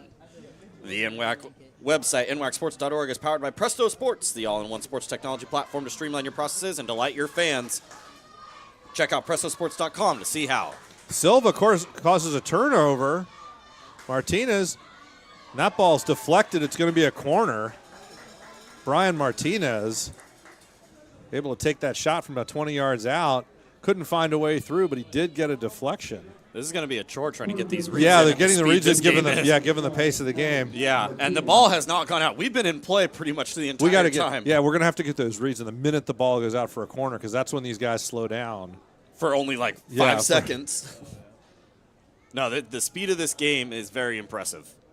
Absolutely. Well, just the pace of the game, but also just the up and down. It's a wide open. Championships at 0-0. You can start worrying about mistakes. They get really tight. Well, and sometimes it becomes almost like chess match-ish. Like it's kind of slower. It's methodical. Nope, not this one. Ball's in. Well, Goudreau, commanding his 6-yard box, goes over his own guy, Micah Harris, to grab that ball. And Harris is like, "Yes, sir. Thank you." Good job. Well, hey, Goudreau, when you see Caleb Cornell come out, right, and he's like 6'4", and he looks like a tank coming out, you're not too worried about it. Goudreau, he's got to go in, outrun, he's got to find a way through the trees there to the ball, and there he was, top of the 6, commanding the box. Really well done. Absolutely. Headed out of bounds by Ariano. Fakri is going to hand this to Salisbury for the throw. Into Navarrete. Navarrete pushed off the ball by Ochoa. Minor jumps on the loose ball, but Ochoa is going to have drawn a foul by Navarrete. And free kick for Columbia Basin. Toledo Ticket Technology is the official ticket and credential partner of the NWAC. Since 1910, Toledo Ticket has been a leading provider of ticketing solutions that are efficient, flexible, and keep businesses running smoothly. See their products at NWAC Championships, including credentials, lanyards, and wristbands. Find your ticketing solution at ToledoTicket.com. Definitely endorsed by my daughter, who likes both the passes and the lanyards. And down the right side, cutting in Columbia Basin, there's Ochoa, gets a foot on it, can't control it. Navarrete on the counter, gets it out wide to McKenzie. McKenzie met by Jimenez, trying to find McNeil on the overlap. Blocked down by Jimenez. He finds Silva, and Minor has to concede a throw-in, just to give Highline a chance to kind of reset their lines. The NWAC would like to thank Explore Seattle Southside and Seattle Southside Sports for their support of the NWAC Soccer Championship Tournament. Follow Seattle Southside on Instagram for things to do, places to eat, events going on, and more. And Angel Castillo comes into the game, replacing number 9, Alex Martinez. Ibarra, diagonal ball in. Ochoa pulls it down for Silva. Silva. Yep, that's what I thought. They were going to get that. Silva found Felix Mendoza, but they weren't going anywhere, and it's going to be a foul. That's free a kick to dangerous CBC. spot. Yeah, right, 22 yards from goal, right on the line. You don't have to guess this one. No. Dead center. Whew, that's dangerous. And 4 CBC Hawks over this ball. I'm assuming it's going to be a 5 or 6 person wall by the end of it here. We'll see who's over top of this. You've at least got to go 5, I think. And Brian Martinez. Kind of surprised they're not bringing Meza back just because of the location of this. Oh, and there he goes. Comes, yeah. And you've got they've still got one Thunderbird over on the far side. Can't really tell who that is at the moment. I think it's McKenzie. Is it McKenzie? Yeah. So we've got a 5-man wall. We've got really 3 CBC players around this ball. You got, Andrade, Martinez, and then number 7, Angel Castillo. I think it's going to be Andrade. Looks like, but we'll see. I think it might be Castillo. They may be doing a little bit of a fake here. Let's see. And a lot of Sturm and Drang, but Angel Castillo put that over the bar. probably the best chance for Columbia Basin so far today. That's also the thing is that's such a dangerous position, but also it's very difficult to get that ball up and down just above the 18-yard box. Absolutely. No, it takes a special hit. Anytime you get a free kick, I mean, anytime you can score one. They're special hits. Yeah, it's definitely special. And, you know, it's got to be produced in the moment there. Ibarra wins the ball, flicked on by Emmert, Arellano, Navarrete, McKenzie still in the air. Ibarra again, he wins it down. Emmert got it at his feet, was looking for I think that was McKenzie, but gets cut out. Pressure from Silva and Ochoa working together, and Highline looked a little scruffy, but they got it out to Navarrete, and now Fakri and Meza closing down the CBC defense. Finally, Ibarra has to kind of send the ball high, wide, and handsome into the stands on the far side, and it's going to be a throw-in for Rafe McNeil and Highline. This game has been fast and amazing. And speaking of amazing, the championship broadcast is produced by the Snohomish Times Sports Network. STSPN is your source for live sports in Western Washington. Email them to produce your next event at sports@stspn.com. Definitely the class of the Pacific Northwest. Oh, no one better. And Brian Martinez, however, does feel like that ball could have been better. He found a nice seam, but he wasn't able to wait until somebody ran into it. Easily picked up by Goudreau, and here comes Highline. Oh, what a coming ball. out. Nice ball. Minor almost intercepted, but Salisbury down to Fakri. Fakri trying to get past Castillo there before the help comes, and then Felix Mendoza, but Fakri still fighting for it, and he's going to get sat on, really, by Castillo. Ball rolls out of bounds. Good battle. Castillo got low. Yep. Drove Fakri out of bounds rather than letting him come in. Fakri either needed to spin off of that. You're not going to, if you fight through it, it's a foul on you. Yep. Caleb Cornell, the 6'3" goalkeeper, sends another one long into the winter sky. What a kick. Navarrete wins it, though. Fakri trying to backheel, trying to give a little scorpion to himself there to go over top of Castillo. Didn't quite come off. Would have been really impressive. Would have been very impressive. And Mendoza down there waiting for the ball, doesn't get it. Silva doesn't either. It's won by Salisbury. Now Emmert to Navarrete to Fakri. Andrade getting in the middle of that combination and winning a throw. As Highline blocks the ball out of bounds, and Castillo is going to throw it in. Want to provide your student or athlete with the best opportunity during their season or activity? Check out eTeam Sponsor, the official fundraising partner of the NWAC since 2014. eTeam Sponsor has proven to be the easiest and most effective online fundraising platform, so you don't have to worry about selling merchandise, baked goods, or running a car wash. Get set up and start raising money in just 30 minutes. To learn more, visit their website at eteamsponsor.com. Martinez slots that through. Mendoza. Felix Mendoza. And, man, when that guy goes running down the field, that's like, I mean, that's a big load running at you. Micah Harris takes the short ball. Passed out to Salisbury. Salisbury down the sideline to Fakri. Fakri to Navarrete, and Navarrete couldn't quite keep that in bounds. Going to be a throw for Columbia Basin. Jason Castillo. Looking down the line, trying to get it to Ochoa, cut out by Minor. Gets to Mendoza, now to Ochoa, drops it to Martinez. Martinez can't find a way through. And Castillo does, comes into Ochoa. Oh. He tips it past Goudreau. Daniel Hernandez on the dribble, clears it wide, and McKenzie out to Emmert. Under pressure from Ibarra, and McKenzie, calm, cool, and collected, finds Rafe McNeil. McNeil under pressure from number 7 for CBC, Angel Castillo, and they do force a turnover. Coming down that sideline, can't see who that is. It's going to be a throw-in, well won by Brady Minor, and that was Silva, Rudy Silva. Steaming down that sideline. And even though Minor just says, okay, well, I want to throw, it's a throw in very deep in your own end. Easy for Columbia Basin to try to squeeze this. I can't believe how close that ball was. It ran right across the face of goal just a second ago. Yeah, no, CBC got a little bit caught there. I don't think anybody really thought it was going to get through that way, and they just didn't have anybody at the far post.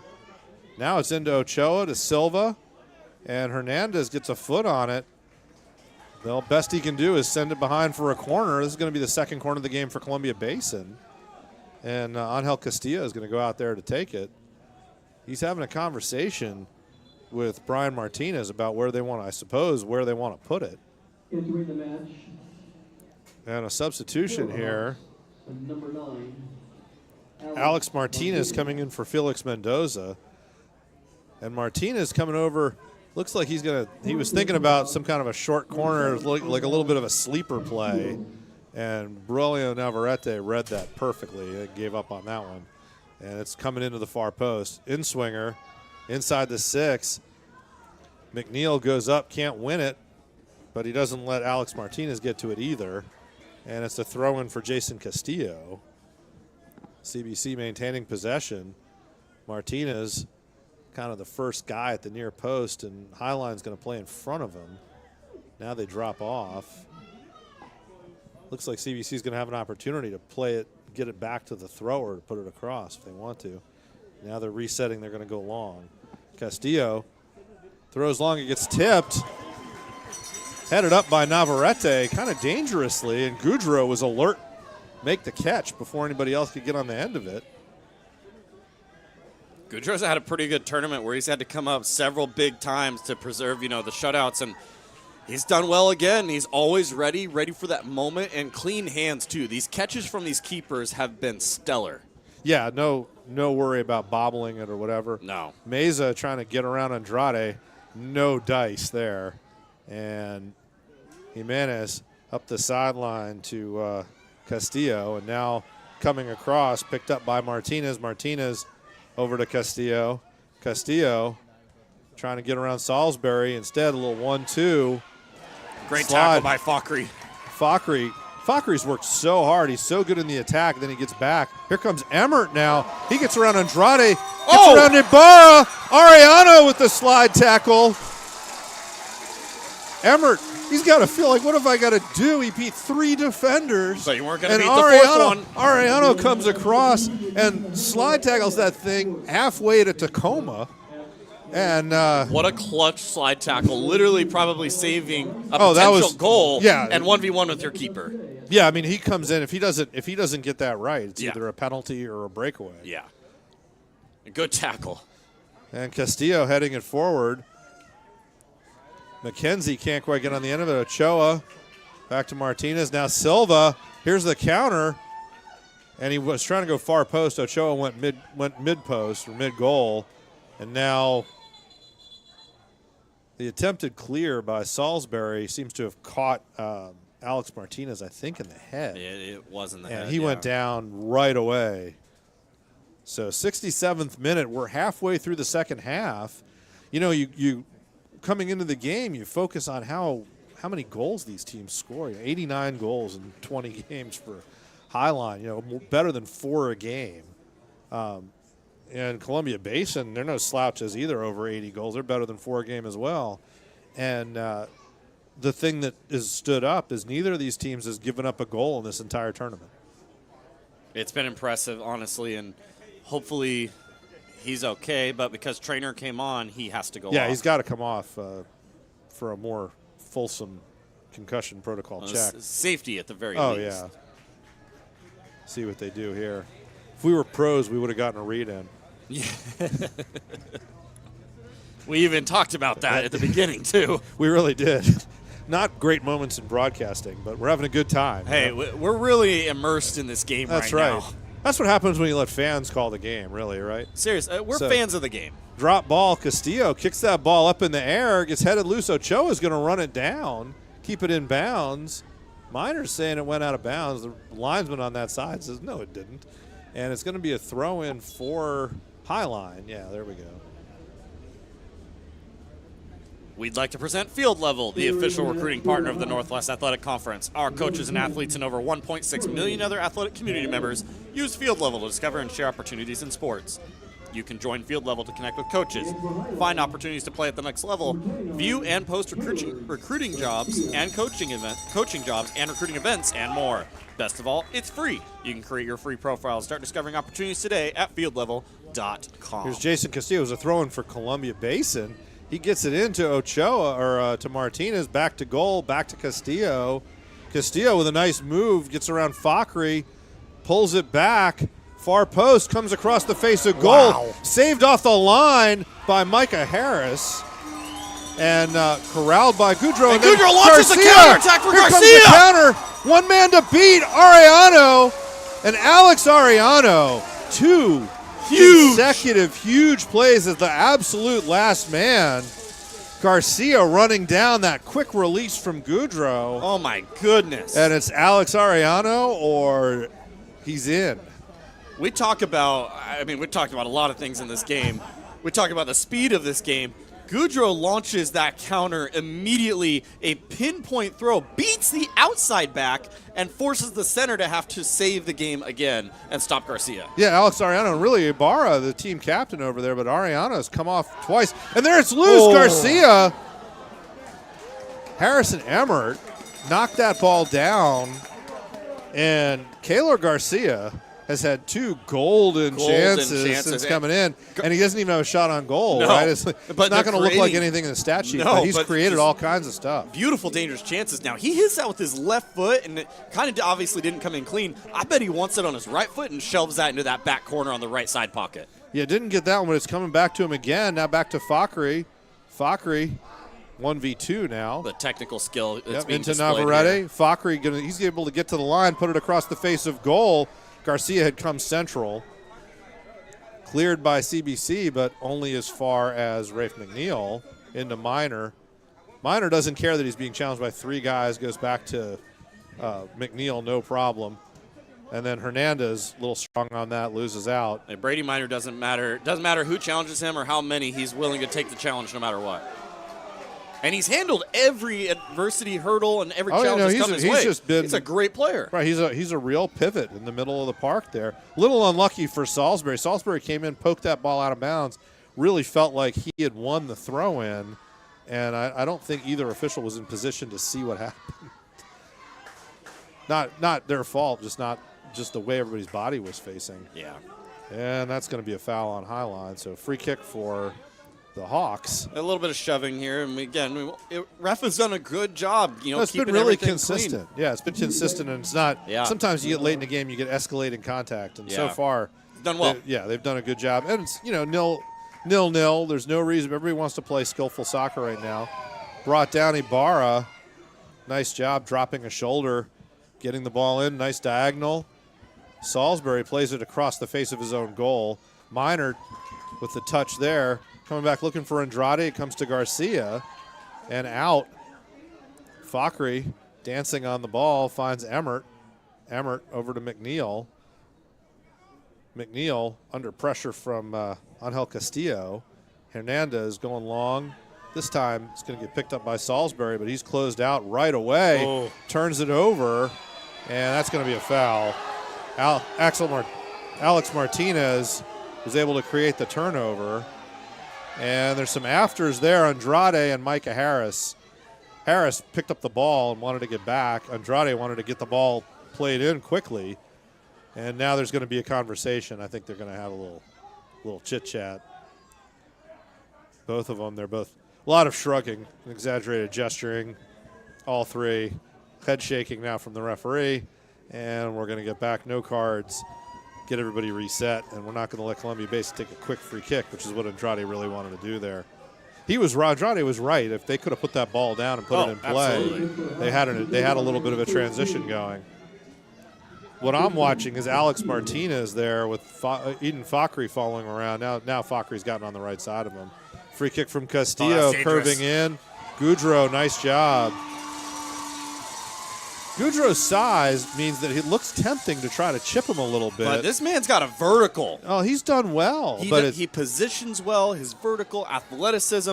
This kid's a good keeper. Oh, absolutely. Well, you don't get to this point and have the kind of season he's had unless you're quality. Absolutely. Garcia tries to spin off Arellano. And that's a freshman, too, mind you. Ball's down. Castillo long over the top. Ochoa leans into Micah Harris. Harris heads it wide. Minor plays it out to McNeil. McNeil looking long. Emmert and Ibarra wins that one, plays it back down. Minor was going back to play it, and I think they're going to call Brian Martinez for getting on his back. That's a tough call because Martinez was getting in there as well. Like, he had position as well, and Minor was just backing up, tracking the ball. Hernandez plays that across the park. Salisbury keeps it in. Great save. Great hustle. Garcia almost gets on the end of it. Instead, it's Castillo. And now Rafe McNeil with a touch under pressure. Back to Hernandez. Hernandez looking to play that ball forward.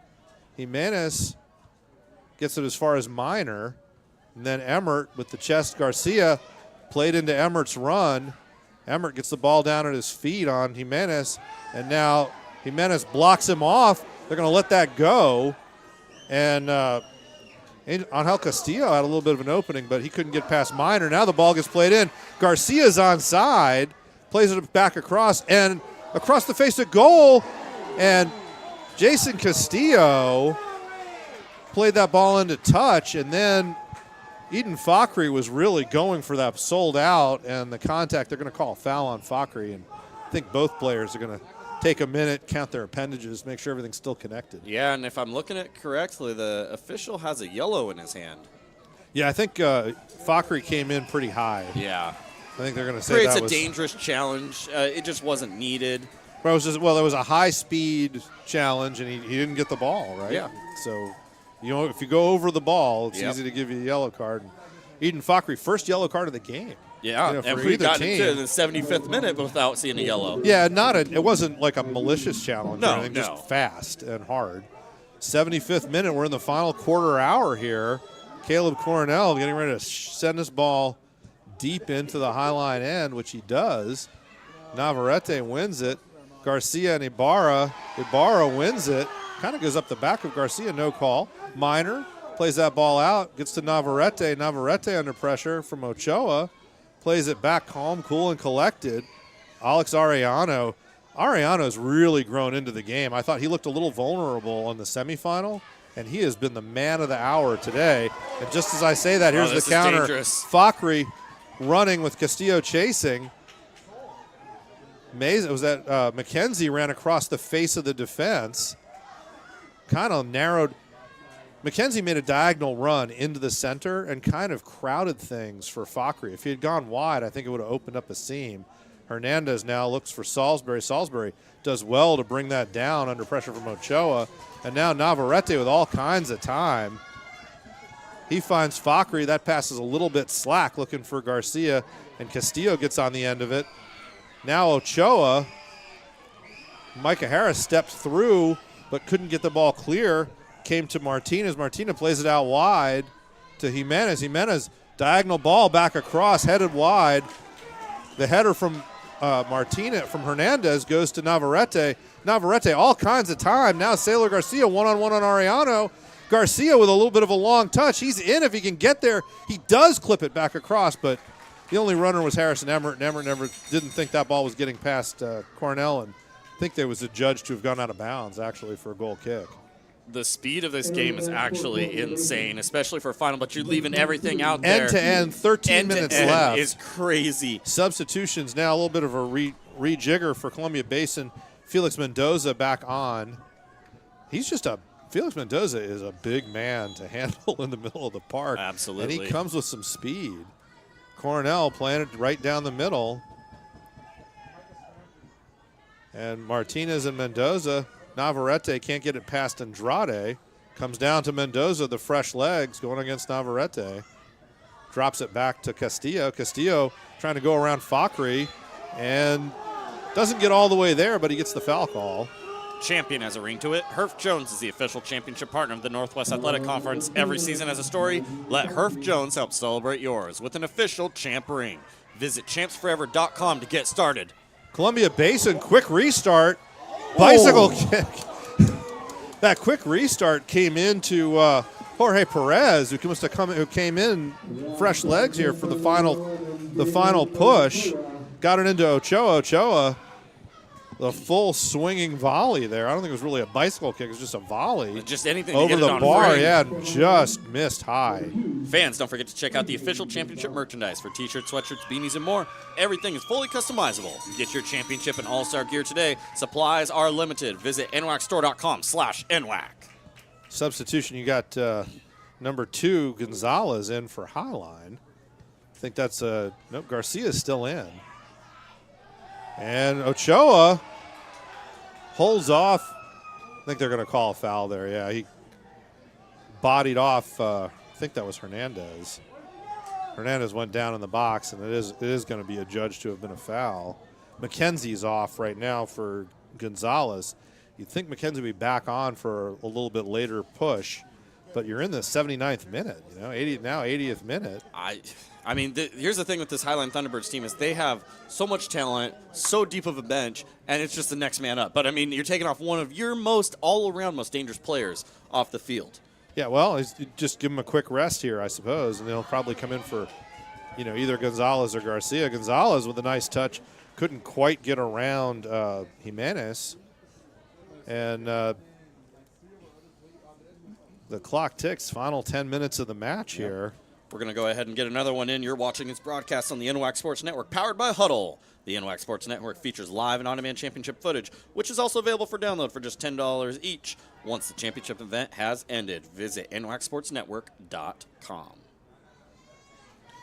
Minor put that down. Navarrete flicked it through. Garcia couldn't quite read it. Ball comes back to McNeil. McNeil's been under a lot of pressure. He's had a hard time. He had a terrific semifinal, and I think today has just had a lot to deal with on that side. He has been busy. Everyone has been. I mean, the pressure, the second you receive that ball, you can expect almost immediate pressure. Oh, yeah, both on your teams. Back, from both teams, both sides, and that's wonderful. And here's Castillo with Aiden Fakri coming in on him. Back to Andrade. Andrade with a little bit of space there. Garcia coming back, hesitated. Oh, what little a flick lead through, from and Ochoa! Ochoa stepping in. Woo! That shot from about 18 yards out, and Goudreau gets down into his left to cover it. Ochoa had the whole every option, ran in beautifully, great ball, and Goudreau just comes up big. Yep, great save. Nice shot. It was a dangerous ball placed, lower corner. Goudreau read it, made the play. Now another ball over the top. Hernandez can't get there before Ochoa. Ochoa faces up, goes back. Columbia Basin trying to get it across. Gets cut. It finally gets crowded out. And could have been a foul, but it's going to be advantage. It's going to be advantage, yeah. We're going down the other side. Gonzalez. Martinez was at the top of the box there. Sailor Garcia. Ibarra made Garcia. Garcia got caught between two moves, and ball goes out of bounds. But it's won back quickly by McNeil. Now back to Ariano. A little bit of a slack touch, but he recovers. It's going to go out of bounds into touch here, and a throw-in for Parker Salisbury. The Venue is the official digital ticketing provider of the NWAC. They operate a different kind of ticketing platform for organizers, giving them full control.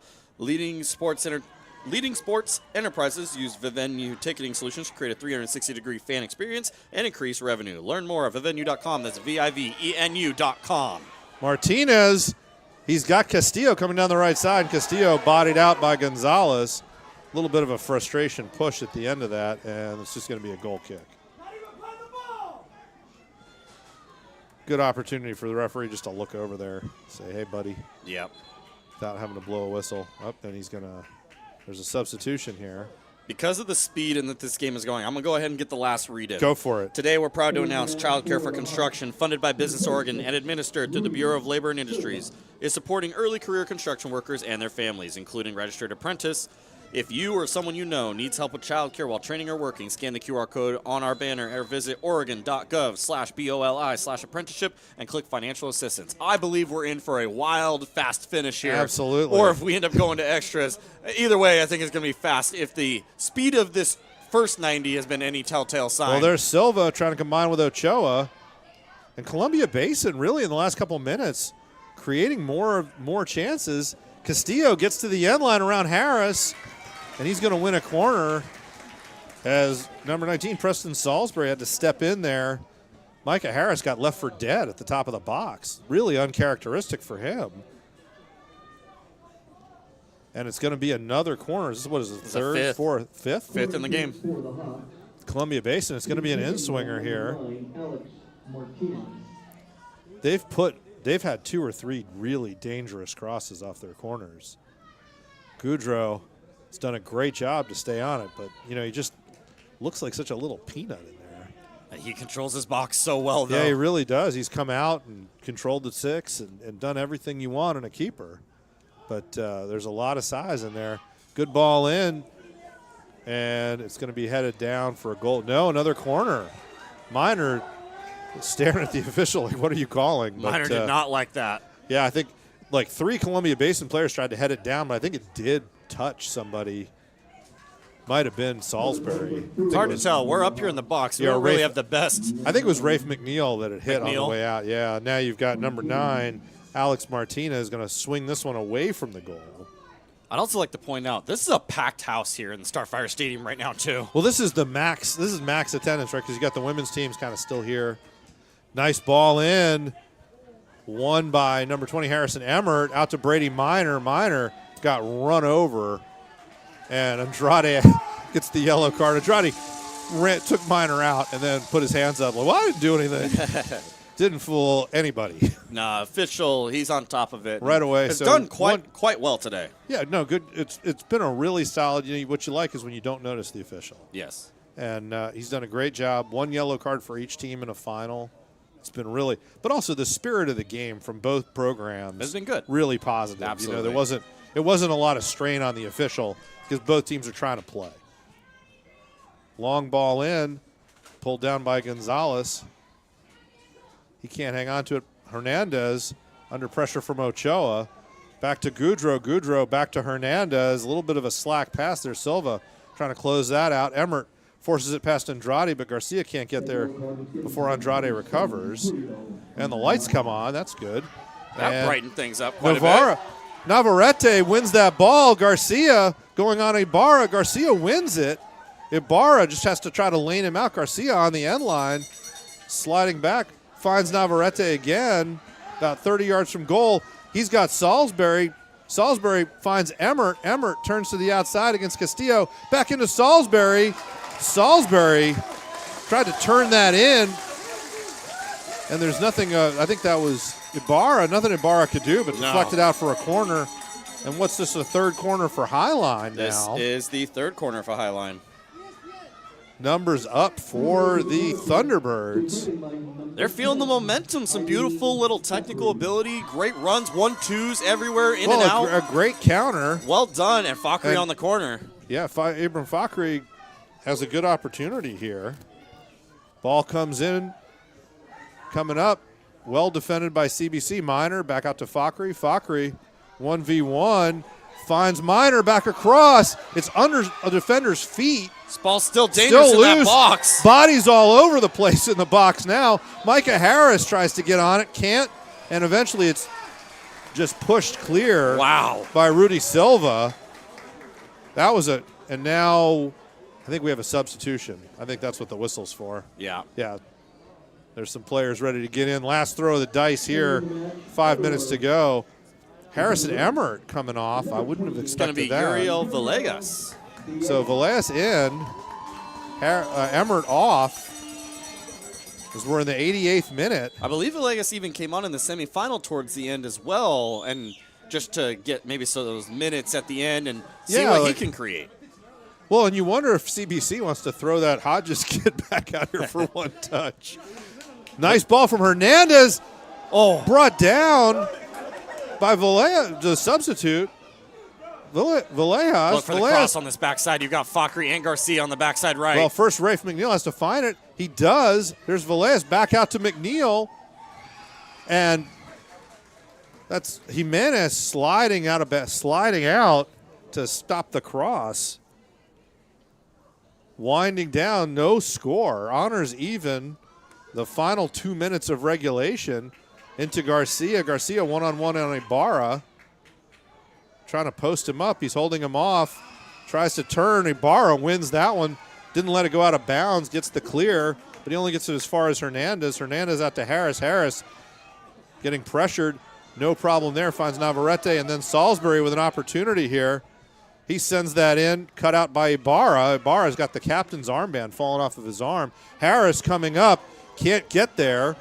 Still controlled by Mendoza. Now Ochoa comes back to win the ball. Micah Harris came with him. Brady Minor looking over the top to Garcia. He's got Ibarra or Arellano on his back.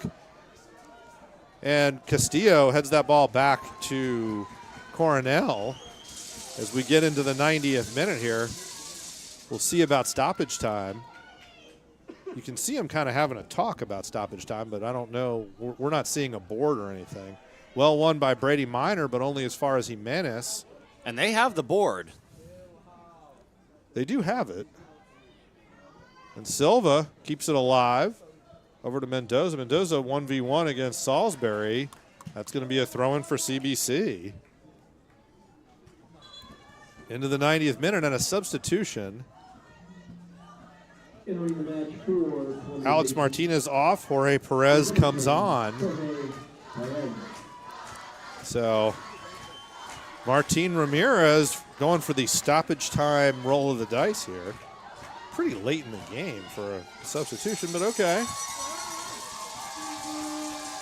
And Mendoza stepping away, long throw. Keeping it in place. Silva, Ochoa turns, it's still loose. And Brian Martinez tried to get that toward the goal. Comes off a Highline player. And we're going to hit the 90th minute with CBC getting ready for a corner.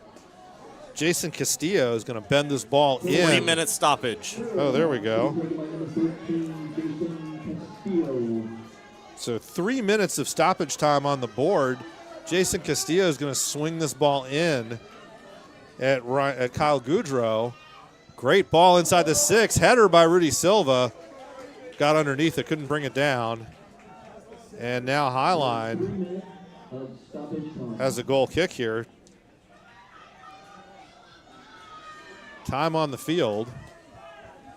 Goudreau motioning for his team to get forward. He says, I'll get it to you. Just get up there. And there it goes. Won by Andrade. Did a nice job.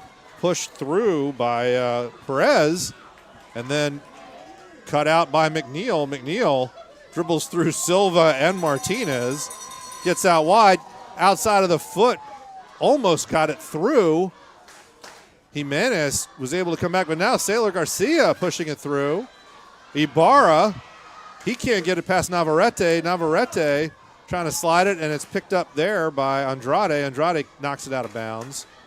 And Rafe McNeil, both teams kind of playing for over. I think they're playing for stoppage time at this point. I think we're looking for that extra time. Neither team showing a lot of, what's the right word, a lot of urgency here to get this ball in play. No, it's funny because that's the only time they're showing not the urgency, because when they're on the field and that ball's going, like, it has not slowed down. I think the referee stopped play for some reason because he had to blow the whistle, said, hey, okay, time to go. He was checking on Garcia over there. It took a little bit of a knock. But then Martinez to Silva. Silva to Ochoa into his run. Rafe McNeil's back. Ochoa tries to get on the outside. It's flicked up in the air by Micah Harris, and it's going to be another corner. 7th corner of the game, like the 3rd or 4th of the last 10 minutes. Columbia Basin turns the screw a little bit here as Brian Martinez ambles over to take the corner. He doesn't have a ball, so somebody's going to have to give him the ball. I think Highline finally Eden Fakhri says, all right, I'll get you the ball. And a ball came down from the bench too, so now he's got 2, so he'll have to sort that out. Options. It's about options. But we're deep. We're in the 3rd minute of stoppage time now. So this could be the last chance for the half. Martinez decides he doesn't like the ball he had in his hands. He's going to take the other ball that he didn't touch. Okay. And now, yeah.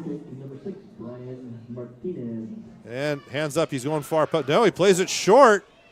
And Andrade and Martinez had it sorted out. They had a play. Andrade just leaned back, put that ball into the pines there above the goal. And it looks like, it really does look like we're headed for a little bonus soccer. Love free soccer. Free soccer, there you go. Our first overtime of the Final Four this year. And there it is. We couldn't settle it in regulation. We're going to overtime. Going to overtime. There you go. I'm not sure if I remember a 0-0 tie going into extra time in the NWAC championships. We'll have to work on when the last time that was. That's a great question. I can't think of one either. Yeah, usually we've had extra times. But for sure. We got scores that are associated with. Yeah, the semifinals. I think that's the first time I can remember since I've been doing this since 2017. Yeah, and I can't remember getting through an entire semifinal slate with no extra time. Yeah, this is. But then so we were due, but I can't remember a 0-0 extra time.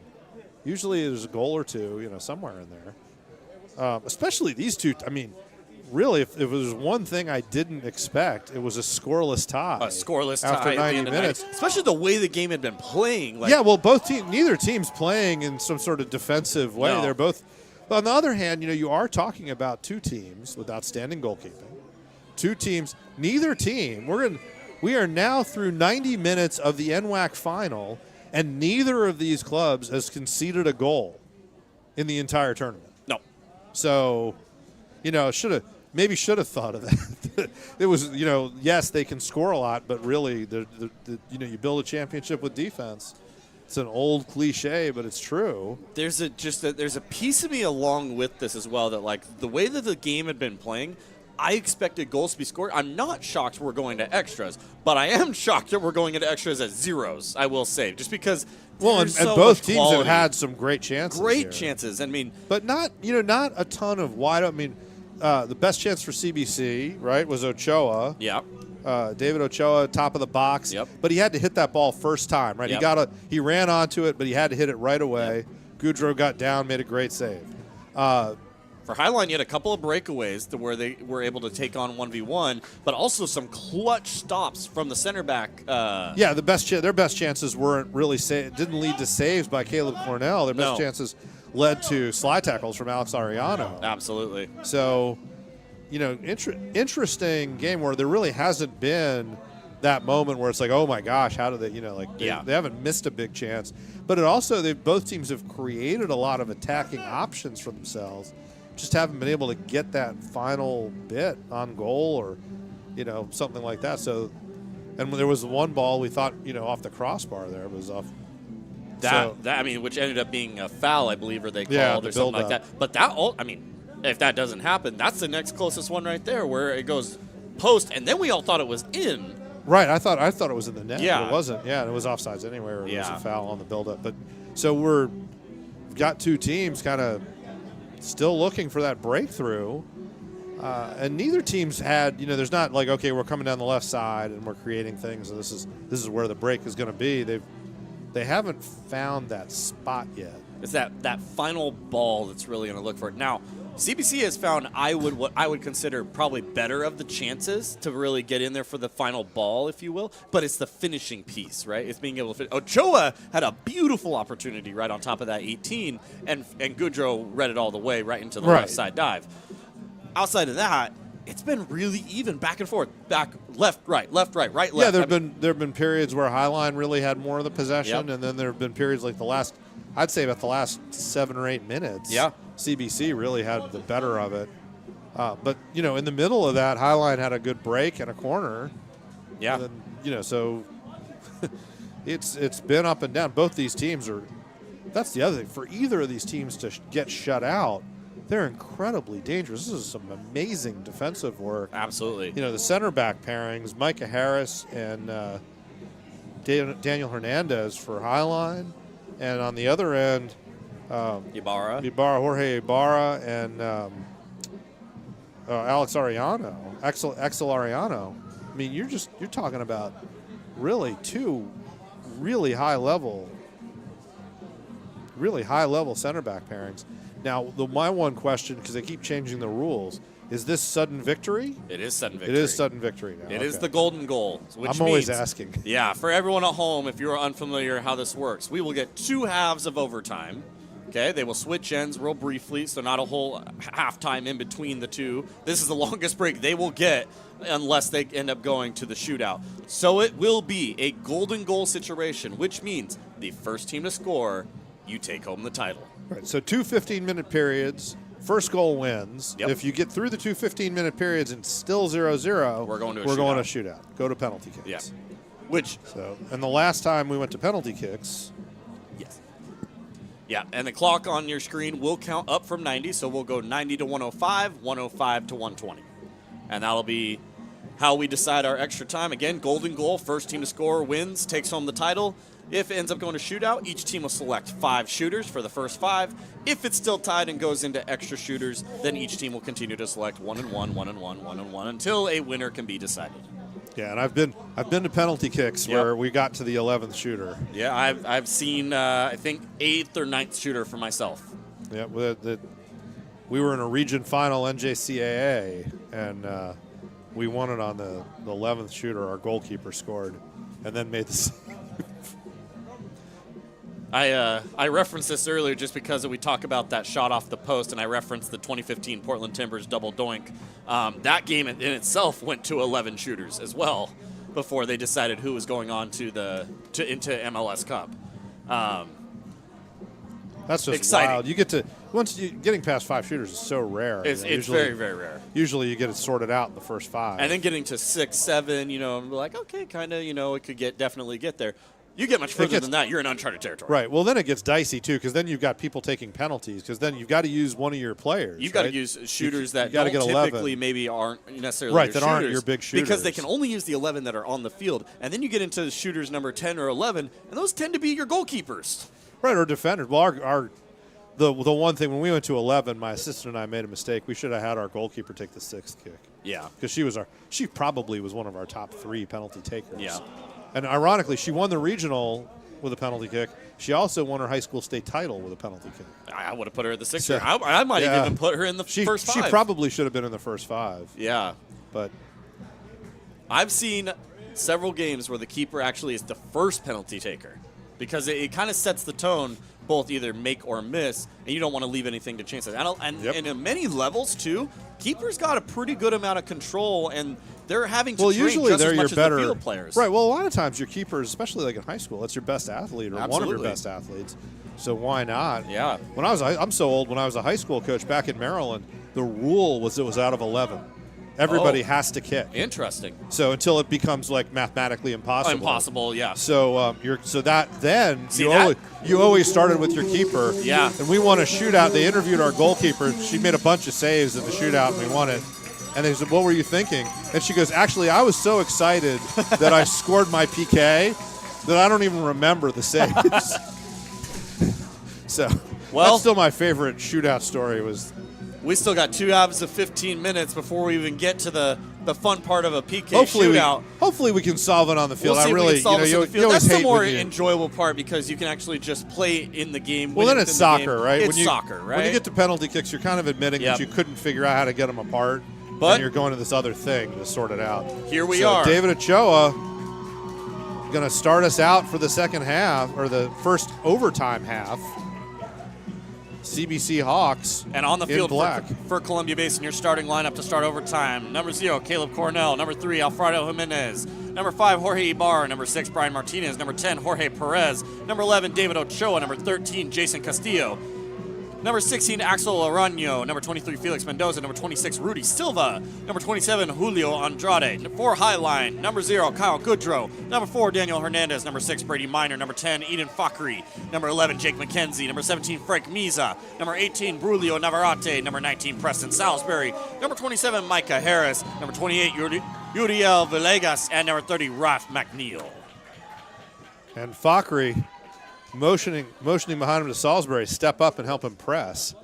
So I think the coaches have said, look, we need to pick up the tempo here for Highline. Great ball over the top from Ibarra. Hernandez wins it.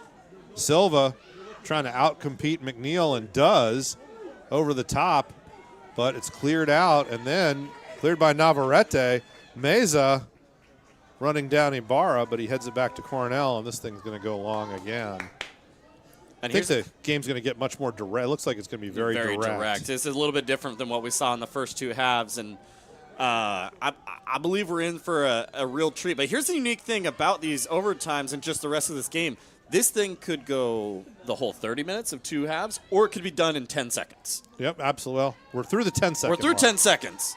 Here comes Navarrete. Can't get it over Castillo. Salisbury puts a foot through it, though, and it goes out to McKenzie. He's back on the field. He was out for the end of regulation.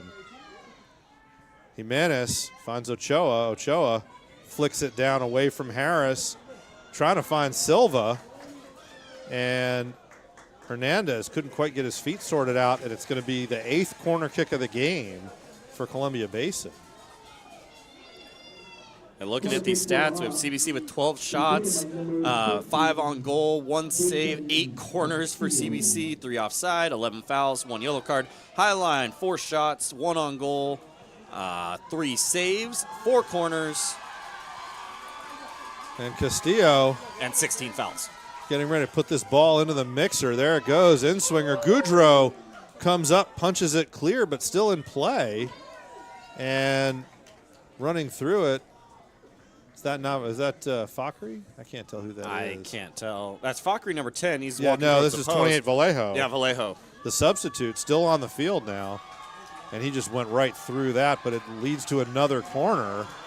Goudreau got a pretty good hit that time.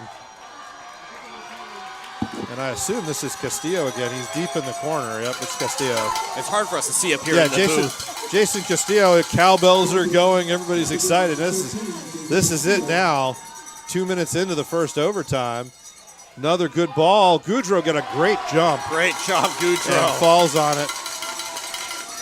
Brian Martinez was looking there. And then a quick what release. a distribution. He's got Vallejo. Vallejo tried to head it down, but Castillo, the corner taker, got back.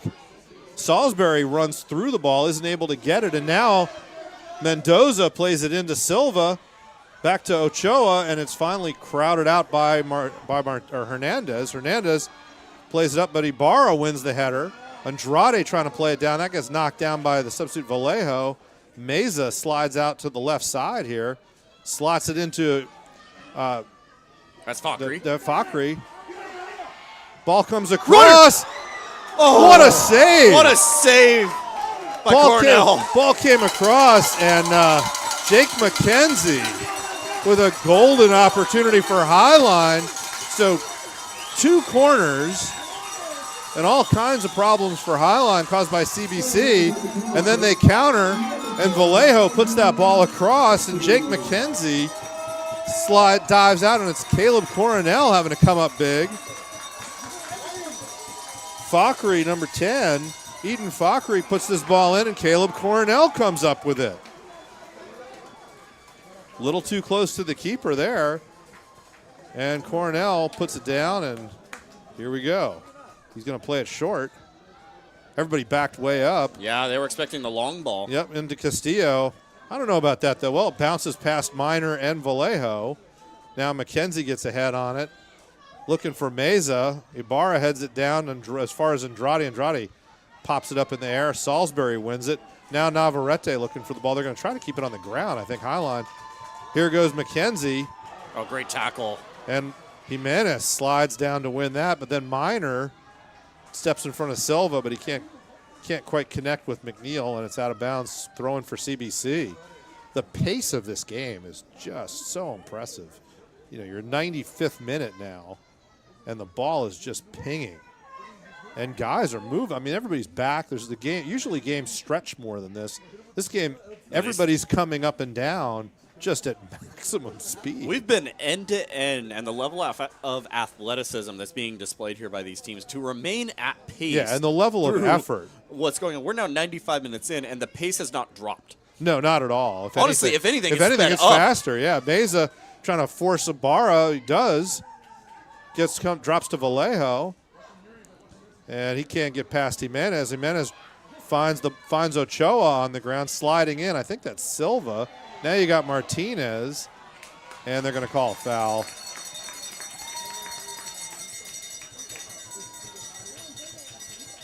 And I don't know who's Who's down over there? It's Hernandez. Yeah, it's Hernandez. Hernandez took 3 or 4 hits. You can't lay on the ball in soccer. You got to get up, or it's dangerous.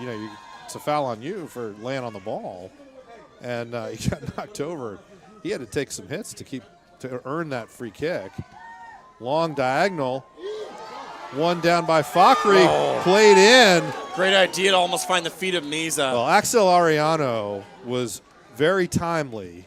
Got just enough of Meza's shirt to slow him down. And now Micah Harris nods it down, but only as far as Martinez. But Martinez, he tried to dribble around McNeil, loses it. And now here comes Rafe McNeil. But he can't get past. McNeil had Meza in the channel, couldn't get past Castillo. What a day for McNeil, though. Well, McNeil, he's had a tough day at the office, and Martinez has gotten around him earlier, but not that time. No. And now Ibarra. And this is a man that had quite the semifinal as well. Yep. Oh, absolutely. Is that Vallejo? Yeah, Vallejo in the middle of the park now. Ball drops to Salisbury, and Ochoa shuts that down. It's going to be a throw-in for Highline. Neither team getting an opportunity to breathe. Every pass is contested. Every cross. Both teams have been, and now the referee's saying, got to wait now to play. Okay, so ball's up. Castillo heads it into the middle. Martinez brings that down. He's going 1v1 with Minor. He gets around Minor. Minor slides back to disrupt that. Jorge Perez was lurking. And everybody's getting up a little bit slowly here. Referee's going to blow the whistle. Little collision between the Thunderbirds. Yeah, I don't know. Well, the Thunderbirds plus, I thought Perez in there. But, yeah, it looks like both Brady Minor and Daniel Hernandez. I think they're just, I don't know. Daniel Hernandez seems to be in some distress. Nope, he's okay. Tells the ref he's fine. 98 minutes of just bang, bang, high-tempo soccer. And the official lets the CBC coach know he's asking about time, and he says, don't worry, I have the time. I think he's saying there's 9 minutes left or something. No, he's telling both teams to hold. Yeah, now he's got, there's the throw-in, and there's a substitute waiting to come in for Highline here. And the whistle, free kick for CBC. They're going to be able to launch a ball at the top of the 18 here if they want to. And Jimenez says to Ibarra, listen, man, you take this. We're not going to go short here. We're in the 99th minute. And Ibarra sends this ball deep. Wow. Yeah, he got all of that one. Navarrete heads it down, but only as far as Andrade. Andrade plays it long to Castillo. Castillo, good touch around Salisbury. Chips this one up, headed on. Goudreau off his line, no problem there. And lays it out to Rafe McNeil. McNeil is going to steam forward here. He's got a runner. Aiden Fakri cut out once again. Woo! Axel Ariano, the man on the Johnny on the spot for the CBC defense. And they go the other way, except that Micah Harris is doing the same thing. Except Harris, instead of playing the ball for a counter, sends that thing into touch. And it's going to be Alfredo Jimenez throwing the ball in. Gets it back. There's the diagonal ball in, cut out by Minor. Minor finding McNeil. McNeil into Vallejo. Vallejo goes back to McNeil. Now down the line, Meza bumped off by Ibarra. And Meza's going to pressure Coronel. Forces a long, high clear. Navarrete stays with it, but Andre only headed as far as Andrade. And now Ochoa back in the midfield trying to get on the ball a little bit. He finds Mendoza. Mendoza looks up. Back into Ochoa. Ochoa loses the ball, goes down. No sympathy from anybody there. And Fakri cuts it back now. He's got Castillo bearing down, gets rid of it to Vallejo. Vallejo, under some pressure from Andrade, drops that ball off. He's got McKenzie into Vallejo now. And Vallejo turning up and gets hit in the back by Ibarra, and that's going to draw the foul. It's a free kick for Highline. Highline's now got two guys. They got Garcia and Emmert. Emmert has been out. He's got one of their big scorers. Yeah. Played 90 minutes in the semifinal. He's been out since about the last 2 minutes of regulation. He must have taken a hit, or I'm surprised he hasn't tried to get on quicker. Well, he's been up for about 5 minutes, and there hasn't been a throw. Very true, very true. So, free kick now. Eden Fakri over the ball here.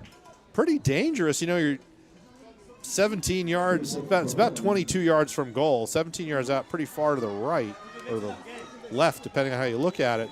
Not a great shooting angle, but a great serving angle. Clips it over the top, lands inside the 6, and it's a penalty. It's a penalty. It landed. Fakri bent that ball into the 6. It was rolling loose, and the substitute, I think it was the substitute Vallejo, who went over the defender. No hesitation as the referee points to the spot. Confident with that call as well. Highline. Now here's where Highline needs to get somebody up and take this penalty. Nobody's standing there, and now Coronel's got the ball. They're going to ice their own PK guy here.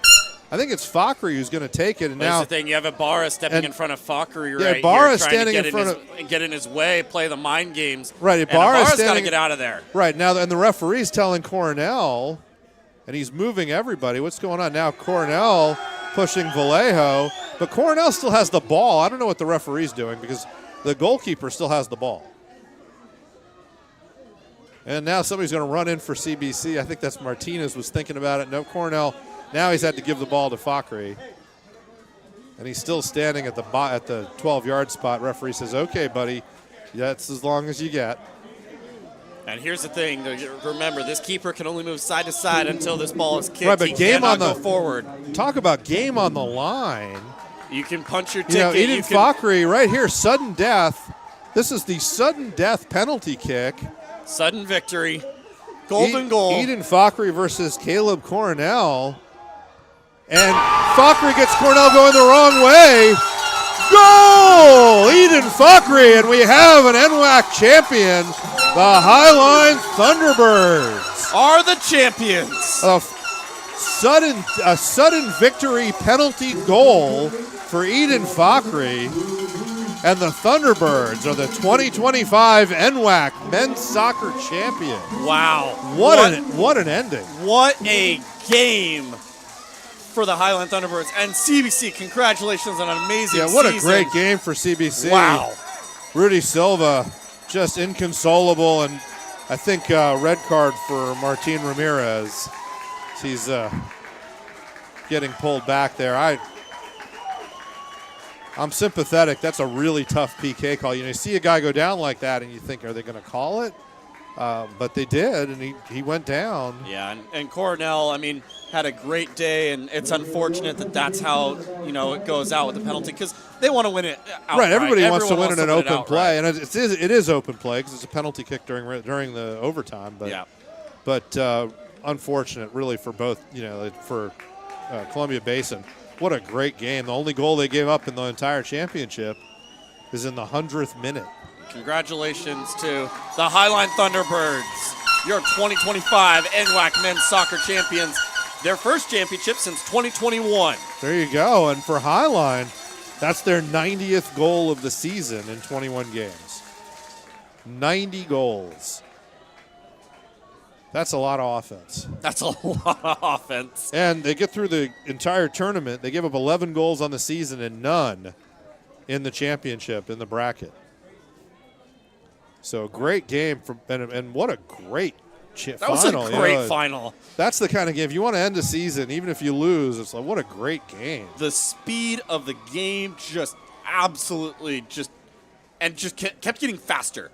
Yeah, they kept accelerating up and down the field. Great chances at both ends. Tough to end on kind of a bad break if you're Columbia Basin. If you're Highline, the tempo forced the play, right? Yeah, it's going to be Vallejo amazing. got in there one-on-one on Ibarra, forced the foul. Yep. And then Fakri put in a perfect ball. And, under pressure, you get the defense to make a mistake. Yeah, it's going to be amazing. And now we have the trophy presentation to the Highline Thunderbirds, the runner-up to CBC. I'm going to head down to the field for the post-game interview, so all right. I'll be back with you in a minute. There you go. So while we get ready for to interview our MVP of the game here, Allie Stouse. And Allie Stouse getting in there with the NWAC administration to set up the trophy presentation. Highline, whole bunch of guys standing out there in the rain and cold with no shirts, but they'll get sorted out here. And first championship for all of these players and for Skylar Rohr. So even though Highline's won several titles in the past, this is the first for any of these particular players or coaches. And meanwhile, for Columbia Basin, a great season ending in the NWAC final. They're going to have a team meeting over here. It's going to be hard to get the trophies presented to them quickly. Moving Highline around a little bit so they can get CBC in there. But what a great game. Great, sort of a great example of the quality of play in the NWAC in this final. So going to be interesting to see who goes on and plays various places from here, but also a great day at the office for Highline and an incredible effort from Columbia Basin. Two great teams. And so first Columbia Basin will get the second place trophies, the finalist trophy, and then Highline will get the championship trophies. So they're going to have to wait for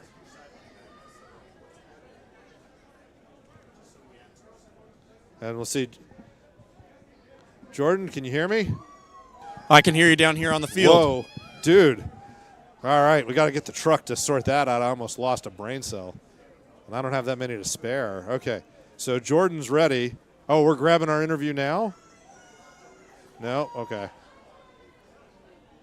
Oh, looks like we're just going to do Highline. Okay, so we're going to sort Highline out with the championship trophies. Is that correct?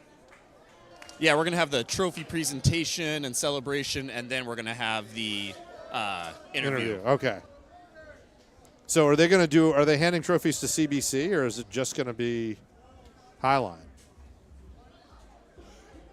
Last year, they definitely handed out the second place trophies before they did the Highline or the title presentation, but I'll hopefully get an answer. Right, that's shortly. Normally how you do it, but CBC is kind of way over there in the corner. I don't know that they're going to make it over here for the trophies. We'll see. The NWAC coordinators are going to. Oh, here they come. They've got them. They've got them organized now. So Highline is going to celebrate CBC. It's always a muted when you're the finalist. It's always tough to step up and get that second place trophy. But that's still, it's an incredible season, and you've taken it as far as you can go. There wasn't another game tomorrow, one way or the other. So great season for Columbia Basin, and they'll come up here and accept their second place trophies, hopefully here. And we're coordinating with NWAC Administrator Allie Stouse here. CBC coming over. They are gonna do the trophies here, I believe, imminently. CBC ending the season 17 wins, 2 losses, and a draw. Only gave up 1 goal in the entire tournament, and it was a penalty kick in the 100th minute, in extra time. So at this time, they're going to be presenting the second place runner-up trophy to the Columbia Basin Hawks. And once that's finished, then they will present the title to the Highline Thunderbirds and then let them celebrate, obviously present the trophy, the title itself, and then we will get our post-game interview. There we go. As the NWAC hands the trophy off to CBC, it's always tough to pose for that second place picture. But those guys should be, the Hawks need to be super proud of their season. It was an amazing season for them and an incredible championship game performance. Really unlucky to come up short, but well done to the Columbia Basin Hawks and Coach Martin Ramirez. And now we're going to move over to the champion Highline Thunderbirds. So they're going to hand out individual plaques to each player and coach. and then hand out the team trophy. They call everybody up. So Kyle Goudreau. Carson LeBeau. Number 2, Adrian Gonzalez. Can they hear? Is that getting fed through? Number 3, Jaden Gonzalez. Number 4, Daniel Hernandez. Number 5, Zen Kobayashi. Number 6, Brady Miner. Number 7, Jose Menjivar. Number 9, Zach Bartlett. Number 10, Aideen Thackeray. Number 11, Jake McKenzie. Number 12, Salam Muhammad. Number 13, Anthony Cruz. Number 14, Hudson Reynolds. Number 15, Chinoso Indugaba. Number 16, Giovanni Rodriguez. Number 15, Frank Mesa. Number 18, Rolio Navarrete. Number 19, Preston Salisbury. Number 20, Harrison Emmert. Number 21, Chase Dodson. Number 22, Marcus Reed. Number 23, Dominic Moreno.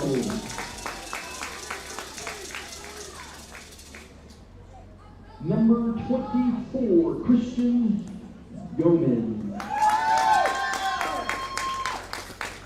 Number 25, Giuseppe Mercado. Number 27, Micah Harris. Number 28, Uriel Villegas. Number 29, Taylor Garcia. And number 30, Rafe McNeil. Now we would like to present to the coaches, Mr. Skylar Lord and Tino Correo.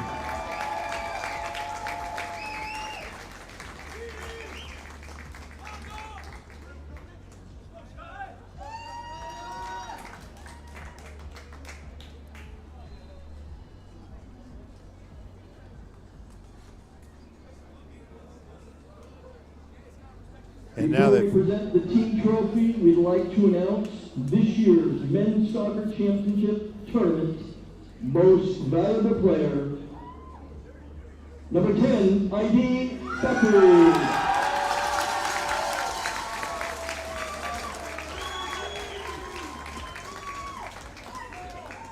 And ladies and gentlemen, we'd like to present the 2025 Men's NWAC Soccer Champions, the Highline College Thunderbirds.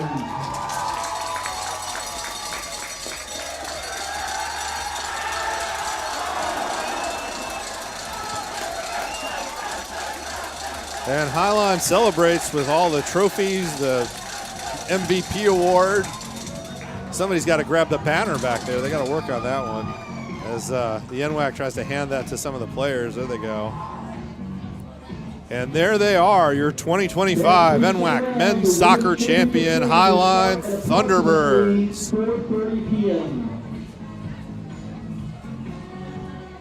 We're going to be ready for, we've got an interview with, I believe, Aideen Thackeray after they celebrate for a moment, and then we'll be ready with the Women's Championship as the women's teams get ready. They start warming up.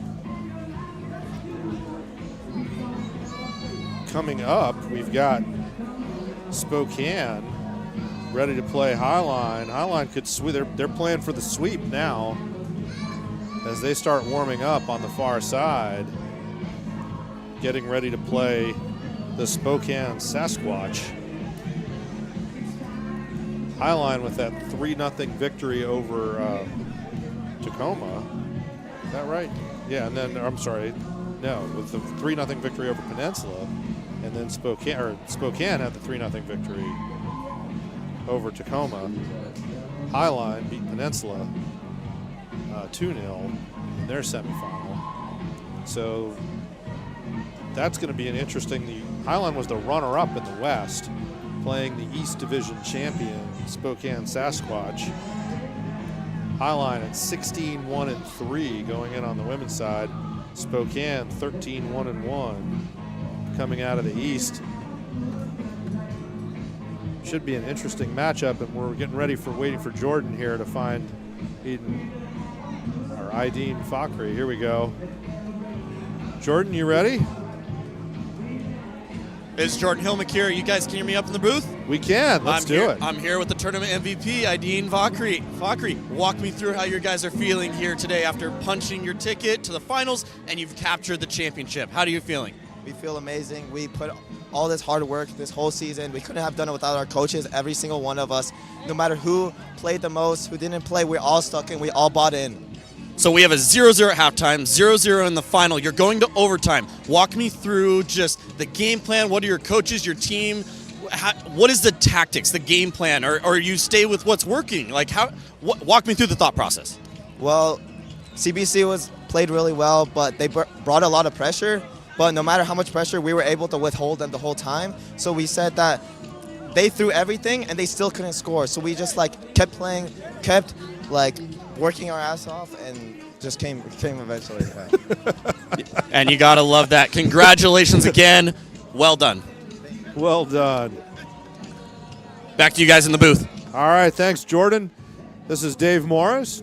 Jordan, and we're signing off, and we'll be back for the women's championship in a few minutes.